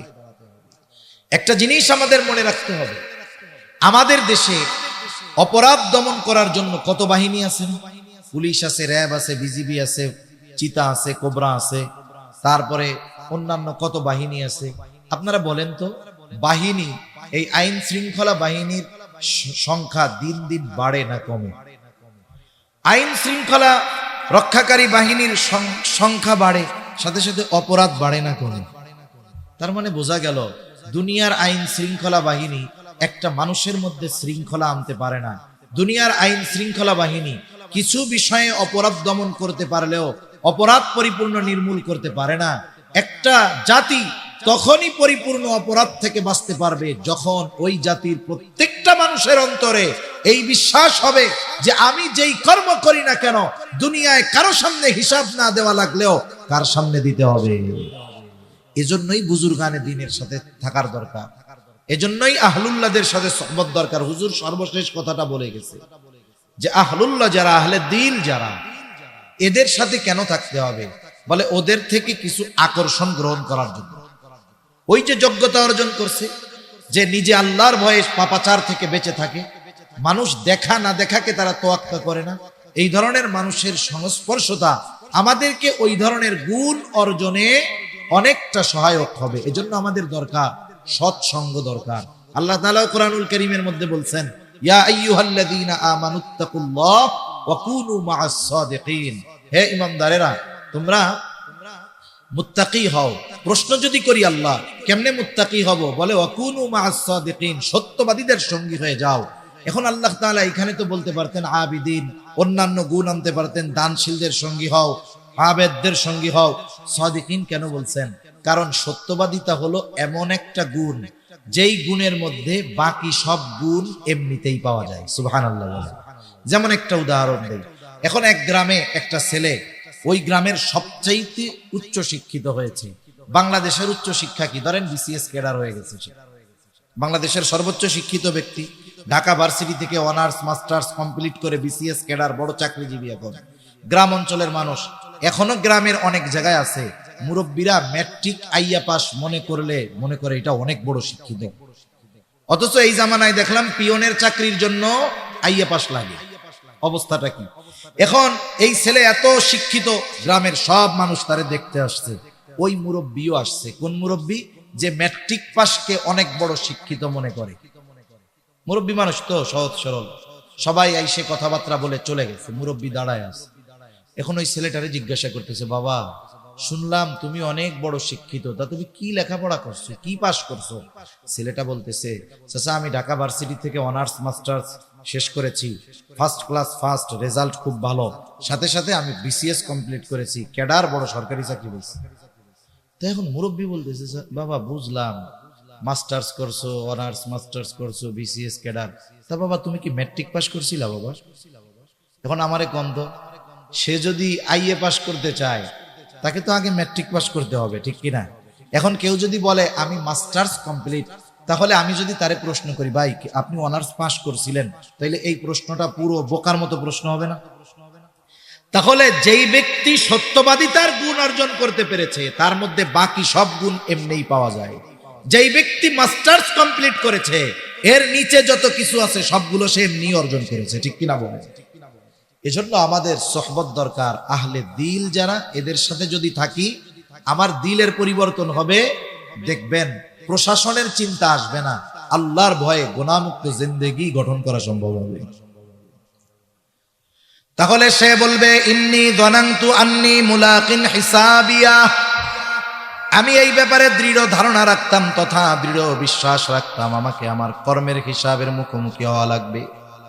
এই জন্য দুনিয়ায় আল্লাহর ভয়ে, হিসাবের ভয়ে গুনার থেকে বেঁচে থেকেছি। আজকে আমল নামা পেয়ে গেছি ডান হাতে, আর একদল আমল নামা পাবে বাম হাতে। ওই যে পরীক্ষার রেজাল্ট যখন দিত, অন্যান্য বিষয় যেমন তেমন, অনেকে কিন্তু অঙ্কে 2টা ঘোড়ার ডিমও পাইত। 0 100-র মধ্যে 0 পাওয়া যায় যেই সব সাবজেক্টে, এর মধ্যে অন্যতম হলো অঙ্ক। কারণ ওই জায়গায় যোগের জায়গা বিয়োগ হইলেই অঙ্ক শেষ, বাকি লেখা সব বিফল, ঠিক কিনা বলেন? এখন আর একজন মনে করেন 2টা ঘোড়ার ডিম পেয়েছে, ও তো 100-তে 100 পেয়ে আনন্দিত, খাতা অন্যদেরও দেখায়, অন্যরাও দেখে। এখন যে 2টা ঘোড়ার ডিম পাইছে, বলেন তো সে খাতা পাওয়ার পরে নিজে দেখবে, অন্যদের দেখাবে? কেউ দেখতে চাইলে তারে দেখাবে?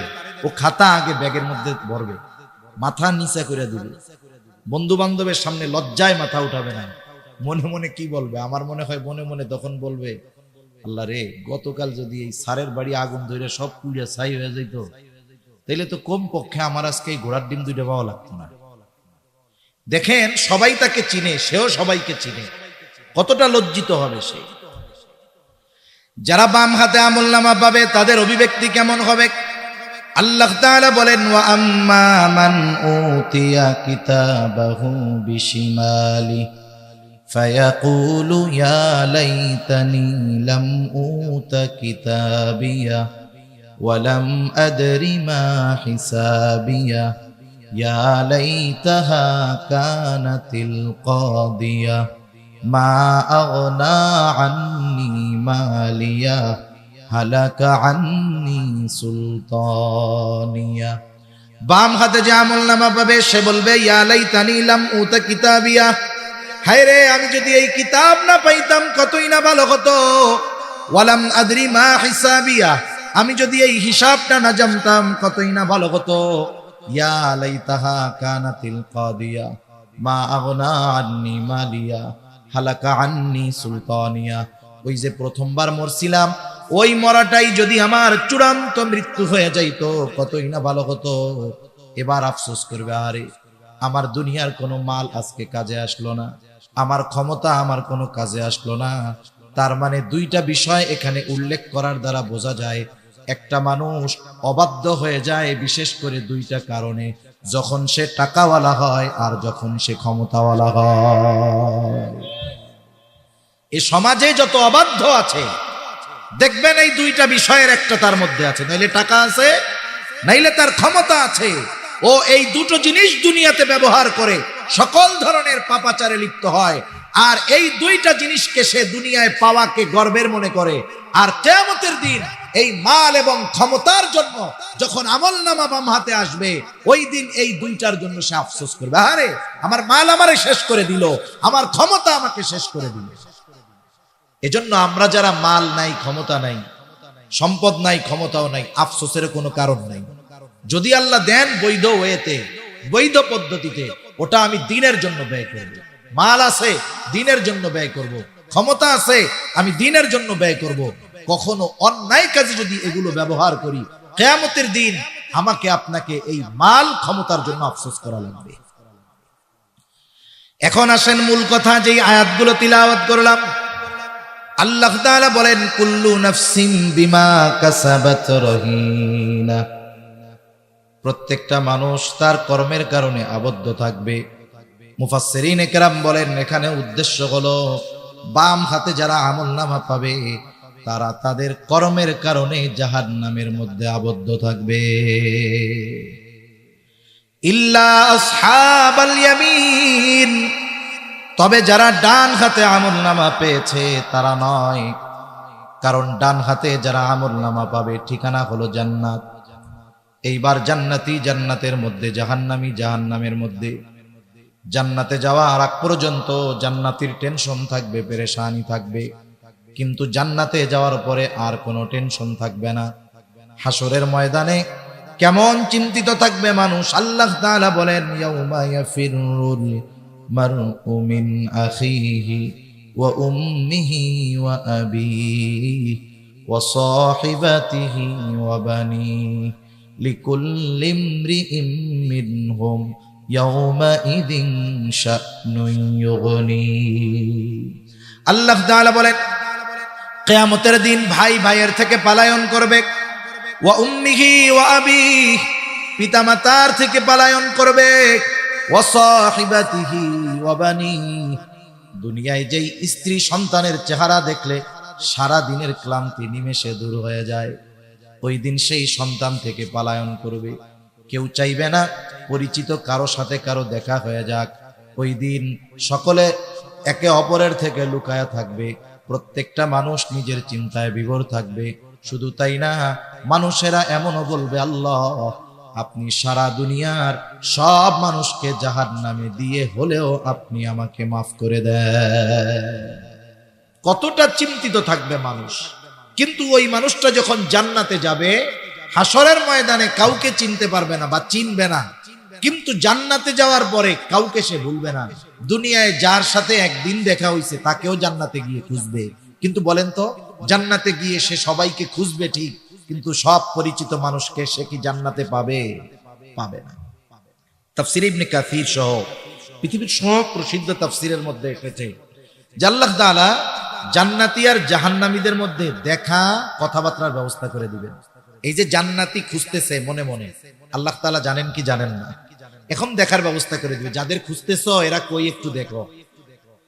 জান্নাতি জাহান্নামীকে দেখবে। যদি বলেন কেমনে দেখবে, প্রযুক্তির এই জামানায় বোঝানো সহজ। ওই আল্লাহ জান্নাতীদেরকে জাহান্নামীদেরকে দেখাবেন, এটা আল্লাহর জন্য কোনো ব্যাপারই না। জান্নাতি জাহান্নামের দিকে তাকায় দেখবে, আরে জাহান্নামের মধ্যে তার অনেক আপনজন, প্রিয়জন, বন্ধু বান্ধব, আত্মীয় স্বজন কঠিন শাস্তি ভোগ করতেছে। এই দৃশ্যটা দেখবার পর ওই ব্যক্তি, জান্নাতি ব্যক্তি, আল্লাহর দরবারে কৃতজ্ঞতার মাত্রা বাড়ায় দিবে, বলবে, আল্লাহ আপনি যদি আমার প্রতি দয়া না করতেন, হয়তো আজকে আমাকেও ওদের সাথে জাহান্নামে থাকা লাগতো। আবার জাহান্নামীও জান্নাতীকে দেখতে পাবে।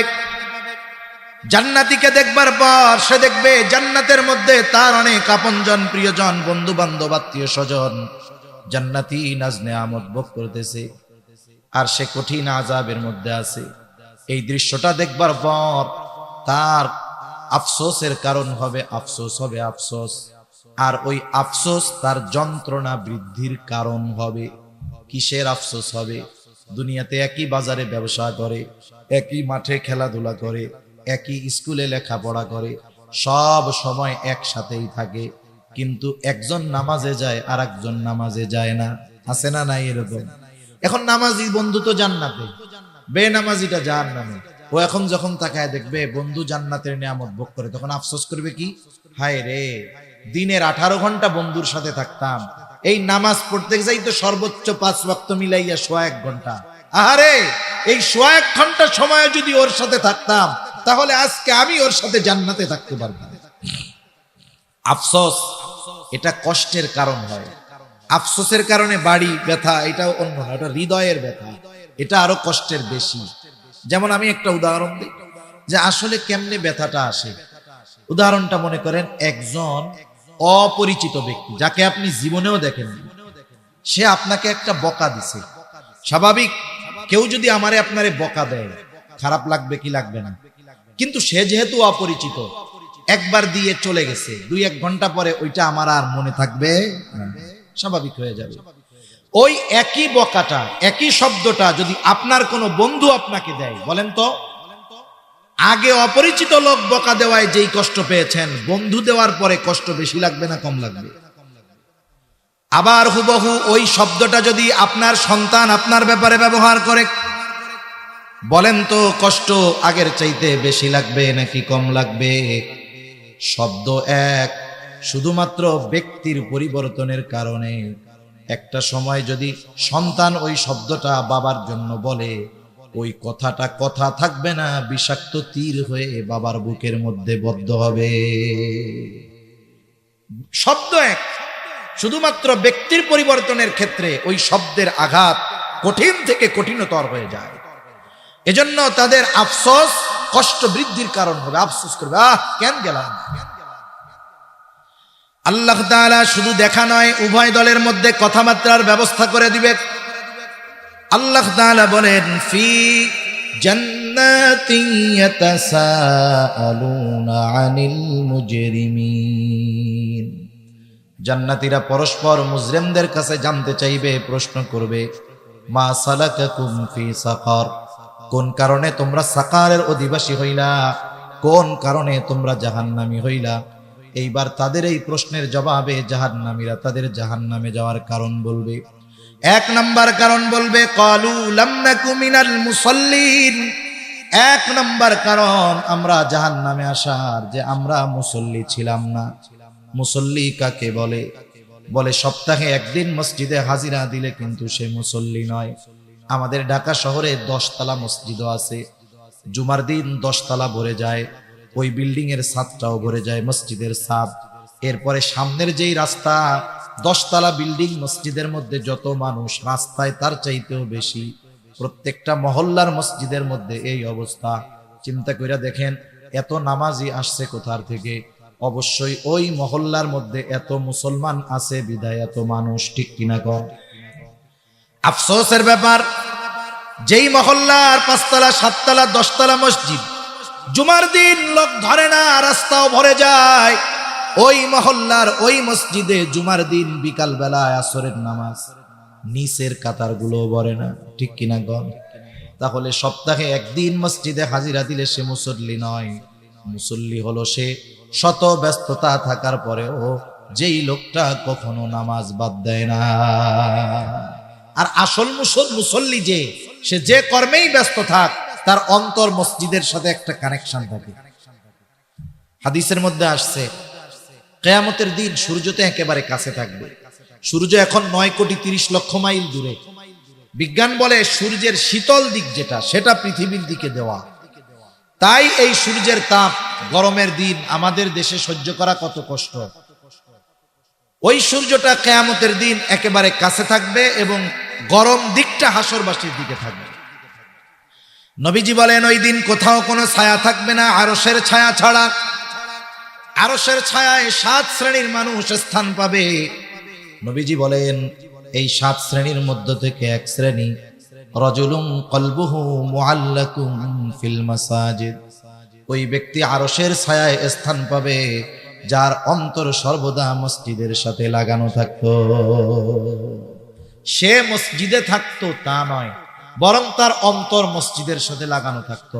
আপনাদের এলাকায় অনেক যুবক অনেকে আছে না, প্রবাসে আছে না, বিদেশে, মাঝে মধ্যে দোস্তরে ফোন দেয়, মার কাছে ফোন দেয়, ভাইয়ের কাছে ফোন দেয়। ফোন দিয়ে কি বলে, যায় রে আমার দেহটা পড়ে রয়েছে সৌদি আরব, কিন্তু আমার মনটা তো বাসার মধ্যে পড়ে রয়েছে। আমার দেহটা সৌদি, কিন্তু আমার মন কোথায়? বলে মন তো আমার বাড়িতে পড়ে রয়েছে। একজন মুসল্লি সে যেখানেই যাক না কেন, কর্ম করে, যা করে করুক, তার মন পড়ে থাকে মসজিদের সাথে। এজন্য সে যেখানেই যাক, যখনই নামাজের সময় হয়, সব ব্যস্ততাকে উপেক্ষা করে সে আগে মসজিদে গিয়ে হাজিরা দেয়। ঠিক কিনা বলে? নাইলে তার অন্তরের মধ্যে প্রশান্তি আসে না। এখন আমাদের সমাজে মানুষ নামাজ পড়ে না, এ সংখ্যাটাই বেশি। 5 ওয়াক্ত নামাজ না পড়ার সংখ্যাই বেশি। এখন কেন পড়ে না? না পড়ার যে কারণগুলো, এর মধ্যে অন্যতম একটি কারণ, মানুষ রুজি রোজগার করতে গিয়া নামাজ পড়ার টাইম পায় না। সিএনজি ওয়ালাকে জিজ্ঞাসা করেন নামাজ পড়ো না কেন? বলে আমি তো গাড়ি চালাইয়াই শেষ করতে পারি না, নামাজ পড়বো কোন সময়? আপনি চাকরিজীবীকে জিজ্ঞাসা করেন নামাজ পড়তে পারো না কেন? বলে ডিউটি করেই শেষ করতে পারি না, নামাজ পড়বো কোন সময়? ব্যবসায়ীকে জিজ্ঞাসা করেন নামাজ পড়ো না কেন? বলে ব্যবসার ব্যস্ততা, কাস্টমারের চাপ, নামাজ পড়ার টাইমই পাই না। এইরকম কথা বলনেওয়ালা লোক সমাজে আছে না নাই? আপনাদের জিজ্ঞাসা করি, এই যে মানুষ কর্ম করে, পরিশ্রম করে, অবশ্যই শখে করে না, করে রিজিকের জন্য। ঠিক কিনা বলেন? জীবন উপকরণের জন্য করে। এখন যেই রিজিক উপার্জন করতে গিয়ে নামাজ পড়ার সুযোগ পায় না, টাইম পায় না, একটু বুঝে থাকলে জবান খুলে জবাব দিবেন। বলেন তো, মানুষগুলো যেই রিজিক অর্জন করতে গিয়ে নামাজ পড়ার টাইম পায় না, সেই রিজিকের মালিক কে? আরো জোরে বলেন না কে? তার মানে বোঝা গেল রিজিকের মালিক হলেন আল্লাহ। আমার কর্ম আমাকে রিজিক দেয় না, মূলত রিজিক দেন আল্লাহ। এখন বলেন, রিজিকের মালিক যদি রিজিক পাওয়ার পদ্ধতি বলে দেয়, এর চাইতে উত্তম পদ্ধতি আর কোনটা হতে পারে নাকি? আমরা ইমানদার, আমরা শুধু কর্মের উপরে ডিপেন্ড করব না। শুধু কর্মের উপরে ডিপেন্ড করে তাকদীর, ভাগ্যকে অবিশ্বাস যারা করে, এরা যত উন্নত বিশ্বের লোক হোক না কেন, এরা হতাশা, ডিপ্রেশন, টেনশনে ভুগে বেশি। আর ইমানদার যখন চেষ্টা কইরা না পায়, কয় তকদিরে ছিল না, পাই নাই, সব শেষ, টেনশন সব কি মুহূর্তের ভিতরে শেষ। এখন রিজিকের মালিক আল্লাহ, আমার কর্ম আমাকে রিজিক দেয় না, রিজিকের মালিক আল্লাহ, আল্লাহ তাআলাই রিজিক দেন। মনে রাখবেন, আমরা আমাদের কর্মের মাধ্যমে কিছু পাইতে পারি, কিন্তু ওটার মধ্যে বরকত থাকবে না। কিন্তু আল্লাহ তাআলা যদি দেন, তার শর্ত ঠিক যদি রাখি আমরা, আল্লাহর পক্ষ থেকে যেই রিজিক আসবে, ওটা যদি অল্প হয়, ওর মধ্যে বরকত থাকবে। ঠিক কিনা বলেন? এখন আসেন, রিজিকের মালিক রিজিক পাওয়ার পদ্ধতি কি বলেছেন? আল্লাহ তাআলা বলেন, ওয়া'মুর আখলাকা বিস-সালাতি ওয়াসতাবির আলাইহা লা নাসআলুকা রিজকা। আমি যদি আল্লাহর পক্ষ থেকে যদি বরকতময় রিজিক আশা করি, তাহলে 1 নাম্বার, আমাকে তো নামাজি হতেই হবে, ঘরের মানুষদেরকেও নামাজি বানাতে হবে। ওয়া'মুর আহলাকা বিস-সালাহ, মনে রাখবেন, আপনি একা নামাজি, তাহাজ্জুদ, তাওয়াবিন, ইশরাক বাদ দেন না। কিন্তু আপনার ঘরের ছেলেটা নামাজ পড়ে না, আপনার মেয়েটা নামাজ পড়ে না, আপনার স্ত্রী নামাজ পড়ে না। আপনি দ্বীনের উপরে চলেন কিন্তু আপনার পরিবার পরিজন দ্বীনের উপরে চলে না। মনে রাখবেন, আপনার অধীনস্থ মানুষগুলো বদ্দিন হওয়ার কারণে আল্লাহ তাআলা আপনার রিজিককে সংকুচিত করে দিবে। এজন্য আপনার রিজিকে বরকত আসার অন্যতম মাধ্যম আপনার পরিবারও দিনদার হতে হবে। অনেক মানুষ আছে মাঝে মধ্যে আমাদের সাথে মেসেজ দেয়, ফোন দেয়, প্রবাস থেকে দেয় যে হুজুর এত ইনকাম করি বরকত নাই। তা আমি আবার মাঝে মধ্যে জিজ্ঞাসা করি, প্রবাসে যারা থাকে এদের 3টা রোগ বেশি থাকে। কয়টা রোগ? একটা হলো জুয়া খেলার রোগ, 2 নম্বর হলো মদ পান করার রোগ, নেশার রোগ, 3 নম্বর হলো নারী ঘটিত রোগ। সমস্যা আছে এইগুলা? বলে হুজুর আল্লাহর কসম এগুলা কোনো কিছু নেই, বিড়ি সিগারেটও খাই না, নামাজ কালাম ঠিক মতো পড়ে না। পড়ি হুজুর, ডিউটি করি, নামাজ কালাম পড়ি, বিশ্রাম নেই, আপনাদের ওয়াজ নসিহত শুনি, এতটুকু শেষ। তা আমি আবার কয়েকজনকে জিজ্ঞাসা করেছি, আপনার তো সব ঠিক আছে, তা ঘরের অবস্থা কি, বাড়ির অবস্থা কি? বলে হুজুর এ কথা আর বলেন না, বেতন পাঠাইতে দেরি, মার্কেটে যাইতে দেরি হবে না, এত ফোন দিয়া বিদেশের থেকে আমি জাগাই ফজরের নামাজের জন্য, পড়ে না, ছেলেটা কথা শুনে না, মেয়েটা নামাজ পড়ে না। আমি কয়েকজনরে এরকম বলছি, ভাই আপনি তো ছিদ্র কলসে পানি ঢালতেছেন, কিয়ামত পর্যন্ত হায়াত পাবেন, ঢালতে থাকবেন, কিন্তু কখনো ভর্তি হবে না। সেজন্য আপনি আপনার পরিবারকে আগে দ্বীনের মধ্যে আনেন, লক্ষ টাকা নয়, অল্প টাকাও যদি হয় আল্লাহ তাআলা বরকত দিয়ে দিবে ইনশাআল্লাহ। আপনি দেখেন তো এই সমাজে সবচাইতে কম উপার্জন হলো ইমাম সাহেব, মাদ্রাসার শিক্ষক, মুয়াজ্জিন, এনাদের। যদিও ইমাম নেতা নাম, কিন্তু বেতন নাই। ওনাদের পরিশ্রম হিসাবে ওনাদের সম্মানী বাস্তবেই কম। ওনাদের ডিউটি কোনো সরকারি ছুটির দিন নাই, একেবারে প্রত্যেক দিন 24 ঘন্টা ডিউটি। যেই দিন আপনার চাকরি ছুটির দিন শুক্রবার, ওই দিন ওনারারও ডিউটি বেশি, ঠিক কিনা বলেন? সেই অনুযায়ী বাস্তবতা হলো ওনাদের যেই সম্মানী একেবারে কম। এই সমাজে একটা রিক্সাওয়ালাও যদি মোটামুটি 10-12 ঘন্টা রিক্সা চালায়, কমপক্ষে মাসে 30,000 টাকা উপার্জন করতে পারে। কিন্তু বাস্তবতা হলো আমাদের রাজধানী ঢাকা শহরের বড় বড় মসজিদগুলোর মধ্যেও ইমামের বেতন 30,000, এটা হাতে গোনা কয়েকটা মসজিদে হবে। অধিকাংশ 15 থেকে 20-এর মধ্যে। আপনাদের কি মনে হয়, যেই বাজার দর, যেখানে 1 কেজি খেজুরের কম দামি খেজুর, ওইটার মধ্যেই 220 টাকা ট্যাক্স, আর বেশিটার কথা তো বাদ দিলাম। যেই সমাজে এত দ্রব্যমূল্যের ঊর্ধ্বগতি, 4 জন লোক যদি থাকে এক ফ্যামিলিতে, স্বামী স্ত্রী 2 জন সন্তান, বলেন তো বাসা ভাড়া টাড়া দিয়ে 20,000 টাকায় হয়? এটা বলেন, হয় না। এরপরেও দেখবেন কোন ইমাম অল্প উপার্জন হলেও এ কখনো অভাবে পড়ে না। মানুষের কাছে এসে বলে না যে আমার সব শেষ হয়ে গেল। যদিও উপার্জন কম, বলে বরকত আছে। বরকতটা কেমনে হয়, হওয়ার কারণটা কি? একজন ইমাম, আপনি কখনো ইমামের ঘরে তার যে ওয়াইফ, সে বেনামাজি হয় না। ইমামের ঘরের ওয়াইফ সে নামাজি হয়। ইমামের ঘরে তার মা বাবা থাকলে নামাজি হয়। ইমামের ঘরের সন্তানগুলো নামাজি হয়। ওই ইমামের ঘরে, মুয়াজ্জিনের ঘরে যেই ছোট বাচ্চাটা থাকে, 2 বছরের বাচ্চা, ল্যাংটা, মা বাপরে নামাজ পড়তে দেখলে ও সেজদা দিয়া পড়ে। যেই ঘরে ওই নাবালক বাচ্চাটাও আল্লাহর কুদরতি কদমে লুটায় পড়ে, আল্লাহ তাআলা উপার্জন অল্প হলেও ওই উপার্জনের মধ্যে আল্লাহ তাআলা বরকত দিয়ে দেয়। বরকত 2 ভাবে হয়। একটা হলো স্বয়ং বস্তুর মধ্যে আল্লাহ তাআলা বরকত দিয়ে দেন। আল্লাহ পারেন তো, অবিশ্বাসের কোনো সুযোগ আছে? যেমন সবাই পরীক্ষা করণ করতেছে, সব সাহাবায়ে কেরাম ক্ষুধার্ত, নবীজি পেটের মধ্যে 2টা পাথর বাঁধছে, আর পেটে পাথর বাঁধা নবীজির সাহাবী দেখে গেছে নবীজির পেটে পাথর, দৌড় দিয়া বাড়ি চলে গেছে। যে বলতেছে খাবার কি আছে? বলে একটা ছোট ছাগলের বাচ্চা আছে আর আটা আছে। কয়জন হতে পারে? সর্বসাকুল্য 7-8 জন বা 10 জন। খাবারের ব্যবস্থা করো। ছাগল জবাই দিয়া রান্না চড়াইয়া দিছে, রুটির খামিরা বানাইছে, এরকম এরকম গোল গোল। অপেক্ষা করতেছে আসবে নবীজি, আর গরম গরম রুটি বানায়া নবীজিকে দেওয়া হবে।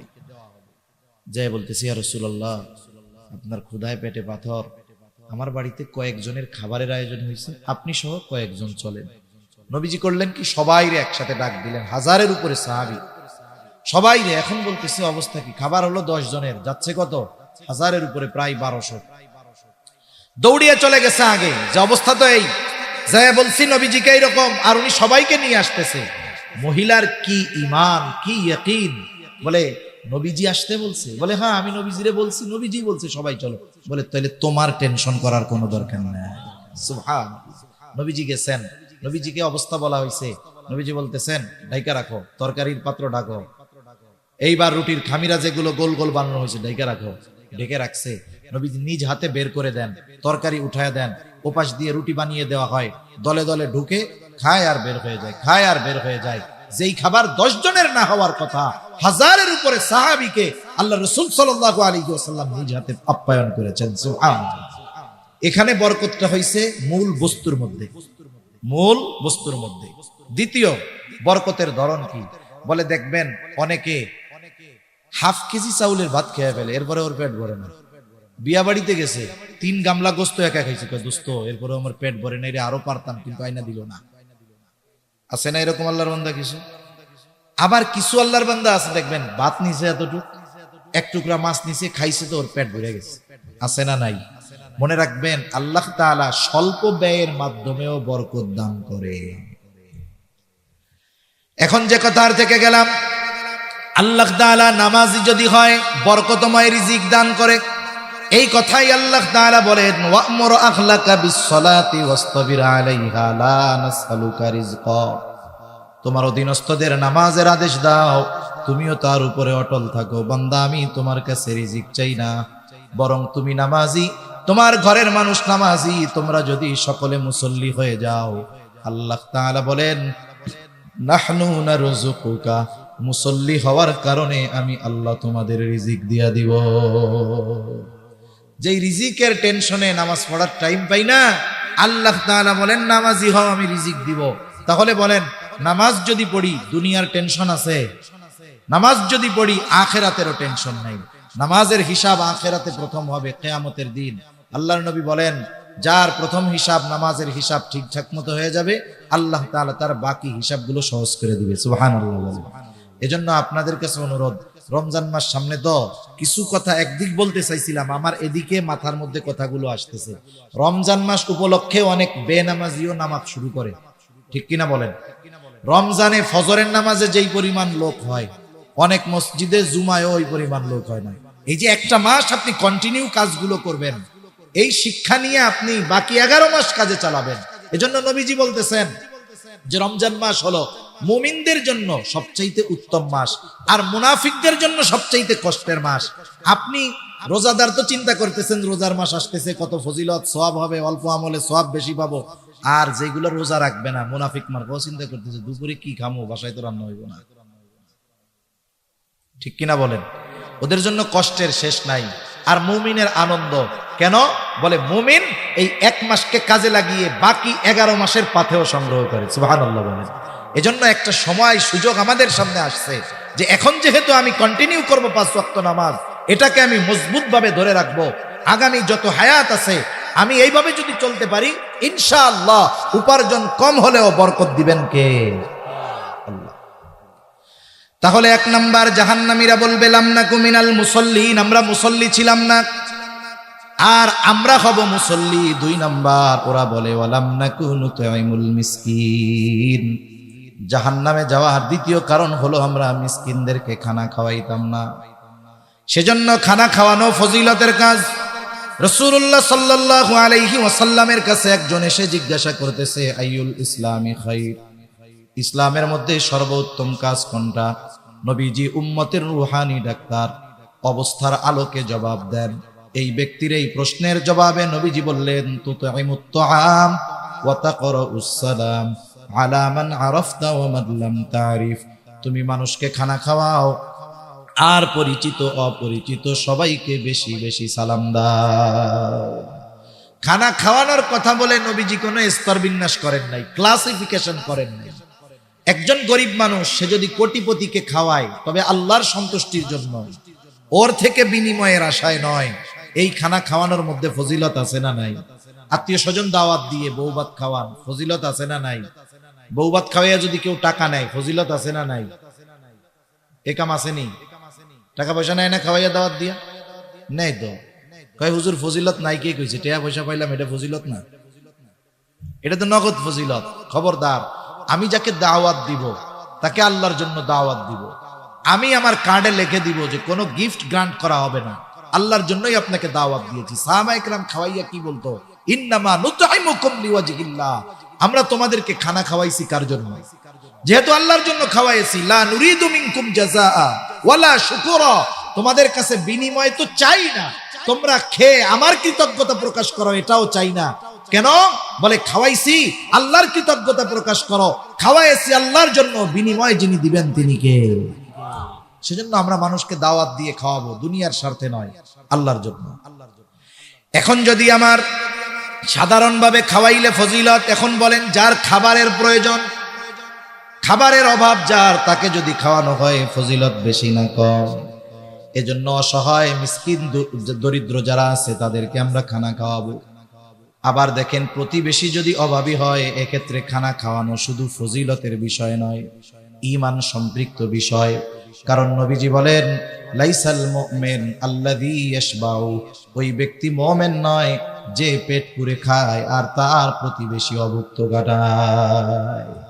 রোজার মাস আসতেছে, কতজনের সামনে 10 প্রকারের ইফতার থাকবে, 10 প্রকারের ইফতার। এরপরেও কবে হায় রে তরমুজটা থাকলে খুব ভালো হইতো।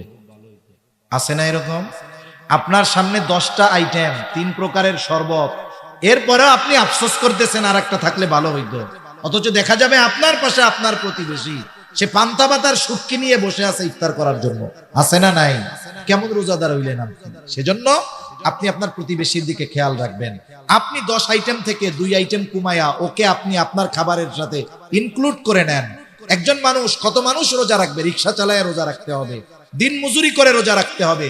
আমার আপনার আশেপাশে এরকম লোকের অভাব নাই, আপনি তাকে আপনার মেহমান বানিয়ে নেন। কতজন চিন্তা করতেছে আরে এখন তো গরম যায় নাই, সারাদিন পরিশ্রম করে কেমনে রোজা রাখবো? 2 জন মানুষ বলেন আপনি আমার মেহমান, গোটা রোজার মাস আপনি আমার সাথে ইফতার করবেন, আমার সাথে সাহারি করবেন। আরে ভাই, আপনার রোজা কি হইলো না হইলো জানি না, ওই ব্যক্তি আপনার সাথে ইফতার করবেন, আপনি ইফতার করানোর কারণে, সাহারি খাওয়ানোর কারণে ওই ব্যক্তি রোজাদার। যেই পরিমাণ সওয়াব অর্জিত হবে রোজার মাধ্যমে, আল্লাহ অটোমেটিক আপনার আমলনামায় দিয়ে দিবে। সুবহানাল্লাহ। এজন্য আমরা প্রতিবেশীদের দিকে একটু নজর দিব, এই বিষয়টা খেয়াল রাখবো। যাদের অভাব আছে দিব। আমি একটু আইটেম কম খাইলাম, আল্লাহ তাআলা ত্যাগের মাস না, ত্যাগের মাস তো একটু ত্যাগ স্বীকার করবো, আল্লাহ বরকত দিবে ইনশাআল্লাহ। তাহলে কাজ জাহান্নামীরা বলবে ওয়ালাম নাকুনু তুইমুল মিসকিন, আমরা মিসকিনদেরকে খানা খাওয়াইতাম না। 3 নাম্বার বলবে ওয়া কুন্না নাখুদু মা'আল খাইদিন, অনর্থক অহেতুক কথাবার্তায় যারা লিপ্ত থাকতো আমরাও তাদের সাথে গিয়ে বসতাম, টাইম কাটাইতাম। এই যে আমাদের দেশে অধিকাংশ সময় দেখি যাদের টাইম আছে, সময় আছে, কেউ টেলিভিশন দেখে, কেউ চায়ের দোকানে আড্ডা দিয়ে সময়গুলো কাটিয়ে দেয়। এই সময়ের জন্য আফসোস পরে করবে, কারণ এই দুনিয়াতে জীবন্ত মানুষের বড় বড় নেয়ামতগুলোর মধ্যে অন্যতম দামি এক সম্পদ হলো হায়াত। এই হায়াত যদি আমরা এভাবে নষ্ট করে দেই, মৃত্যুর পরে আফসোস করবে, হায়াতের জন্য কিন্তু কোনো কাজ হবে না। এজন্য অহেতুক মজলিস থেকে বাঁচবো। আশরাফ আলী থানভী রাহমাতুল্লাহি আলাইহি বলেন 2 ধরনের মজলিস ছাড়া কোনো মজলিস নিরাপদ না। একটা হলো ওই মজলিস যেখানে জাগতিক কল্যাণ আছে, জাগতিক বৈধ কল্যাণ আছে, ওই মজলিস। যেমন অনেক সময় আমরা সামাজিকভাবে অনেক আলাপ আলোচনায় বসি, সমাজের এই উপকার, এই রাস্তাঘাট, এগুলো। আর দ্বিতীয় হলো ধর্মীয় দ্বীনি মজলিস। এই যে মসজিদগুলোর মধ্যে যে মজলিসগুলো হয়, এগুলো নিরাপদ মজলিস। এটা ছাড়া বাকি যত মজলিস আছে, ওই মজলিসগুলো ভালো দিয়ে শুরু হয়, মন্দ দিয়ে শেষ হয়। মনে করেন 5 জন এক জায়গায় বসছে, একজন আলেমের কথা বলতেছে, যে ওই আলেম খুব ভালো মানুষ, বুজুর্গ মানুষ। এখন একজন ভালো মানুষ সবার কাছে ভালো না, দেখা যাবে ওই মজলিসে একজন তাকে পছন্দ করে না, বলবে হুজুর এত ভালো কইও না, ওনার ব্যাপারে আমি খুব ভালো মতো জানি। আর একজন খোঁচা দিবে, কি জানো একটু আমাকে কও না। এবার বলে ওই হুজুরের ওই দোষ। এখন বলেন তো, ওই দোষ যদি ওনার মধ্যে থাকে, আছে বাস্তবে, কিন্তু উনার অনুপস্থিতিতে আলোচনা করলেন, কি হয়ে গেল? গীবত। আর যদি না থাকে, হিংসার কারণে যদি বানায়া বলেন, তাইলে হইল অপবাদ। কি হইল? অপবাদ। শুরু হয়েছিল কি দিয়ে?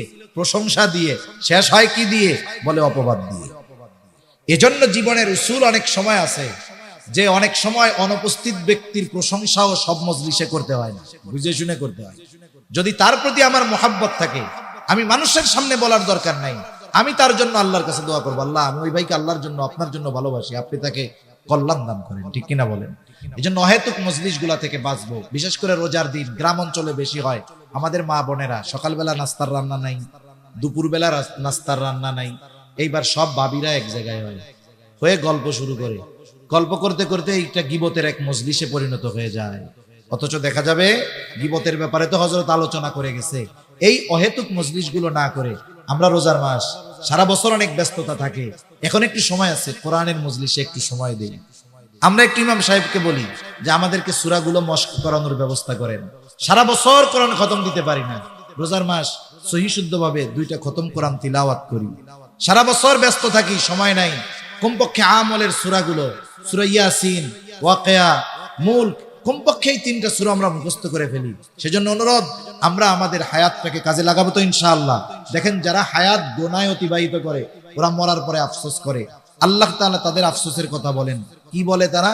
ফায়াকুলা রাব্বি লাউলা আখারতানি ইলা আজালিন করিব ফাআসাদদাক ওয়া আকুম মিনাস সালিহিন।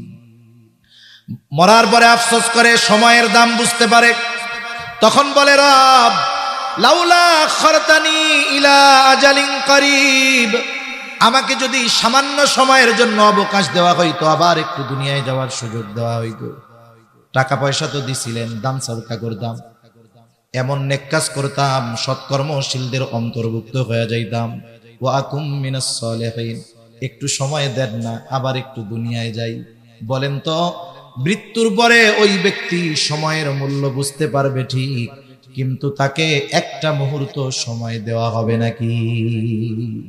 যেই জিনিসের জন্য মরা মানুষ আফসোস করতেছে, ওই জিনিস আমাদের কাছে এখন আছে। সেজন্য হায়াতকে আমরা ভালো কাজে ব্যয় করবো তো ইনশাআল্লাহ। অহেতুক মজলিস থেকে বাঁচবো। 4 নম্বর, ওয়া কুননা নুকাদ্দিবু বিয়াউমিদ্দিন, ওরা বলবে আমরা কিয়ামতের দিবসকে অস্বীকার করতাম।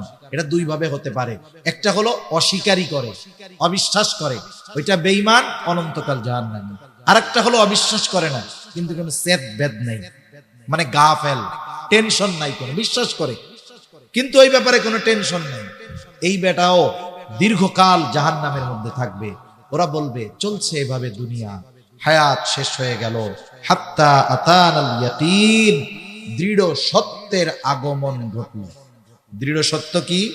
ওই যে মৃত্যু, যেটার ব্যাপারে কারো ডাউট নাই, কোনো মতানৈক্য নাই, কোনো ইখতিলাফ নাই, সেই মৃত্যু চলে আসলো। মারা গেলাম, তাওবা করতে পারলাম না, ভালো কাজ করতে পারলাম না, এখন আমরা জাহান্নামের মধ্যে।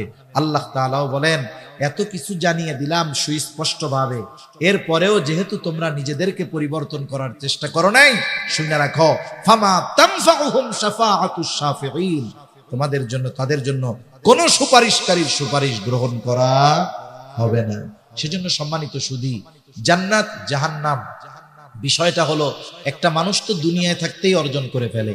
একজন কর্ম ভালো করে দুনিয়া থেকে জান্নাতের মালিক বনে যায়, আরেকজন মন্দ কাজ করে জান্নাতকে হারায়। এজন্য নবীজিও এক হাদিসের মধ্যে বলেন, আসলে চালাক কে? বলে যে অল্প দিনের হায়াত কাজে লাগিয়ে অনন্তকালের জান্নাতের মালিক হয়। আর বোকাকে? বলে এই অল্প দিনের জিন্দেগি ভোগ করতে গিয়া জান্নাত হারায়, জাহান্নামী হয়। ওই ব্যক্তি হলো সবচাইতে বোকা। এজন্য আমরা চালাক হব, অল্প হায়াত কাজে লাগিয়ে জান্নাতের মালিক হব, জাহান্নাম থেকে বাঁচবো। আল্লাহ সুবহানাহু ওয়া তাআলা আমাদের সবাইকে কথাগুলো বুঝবার, আমল করবার তৌফিক দান করেন। সকলে বলি আমিন।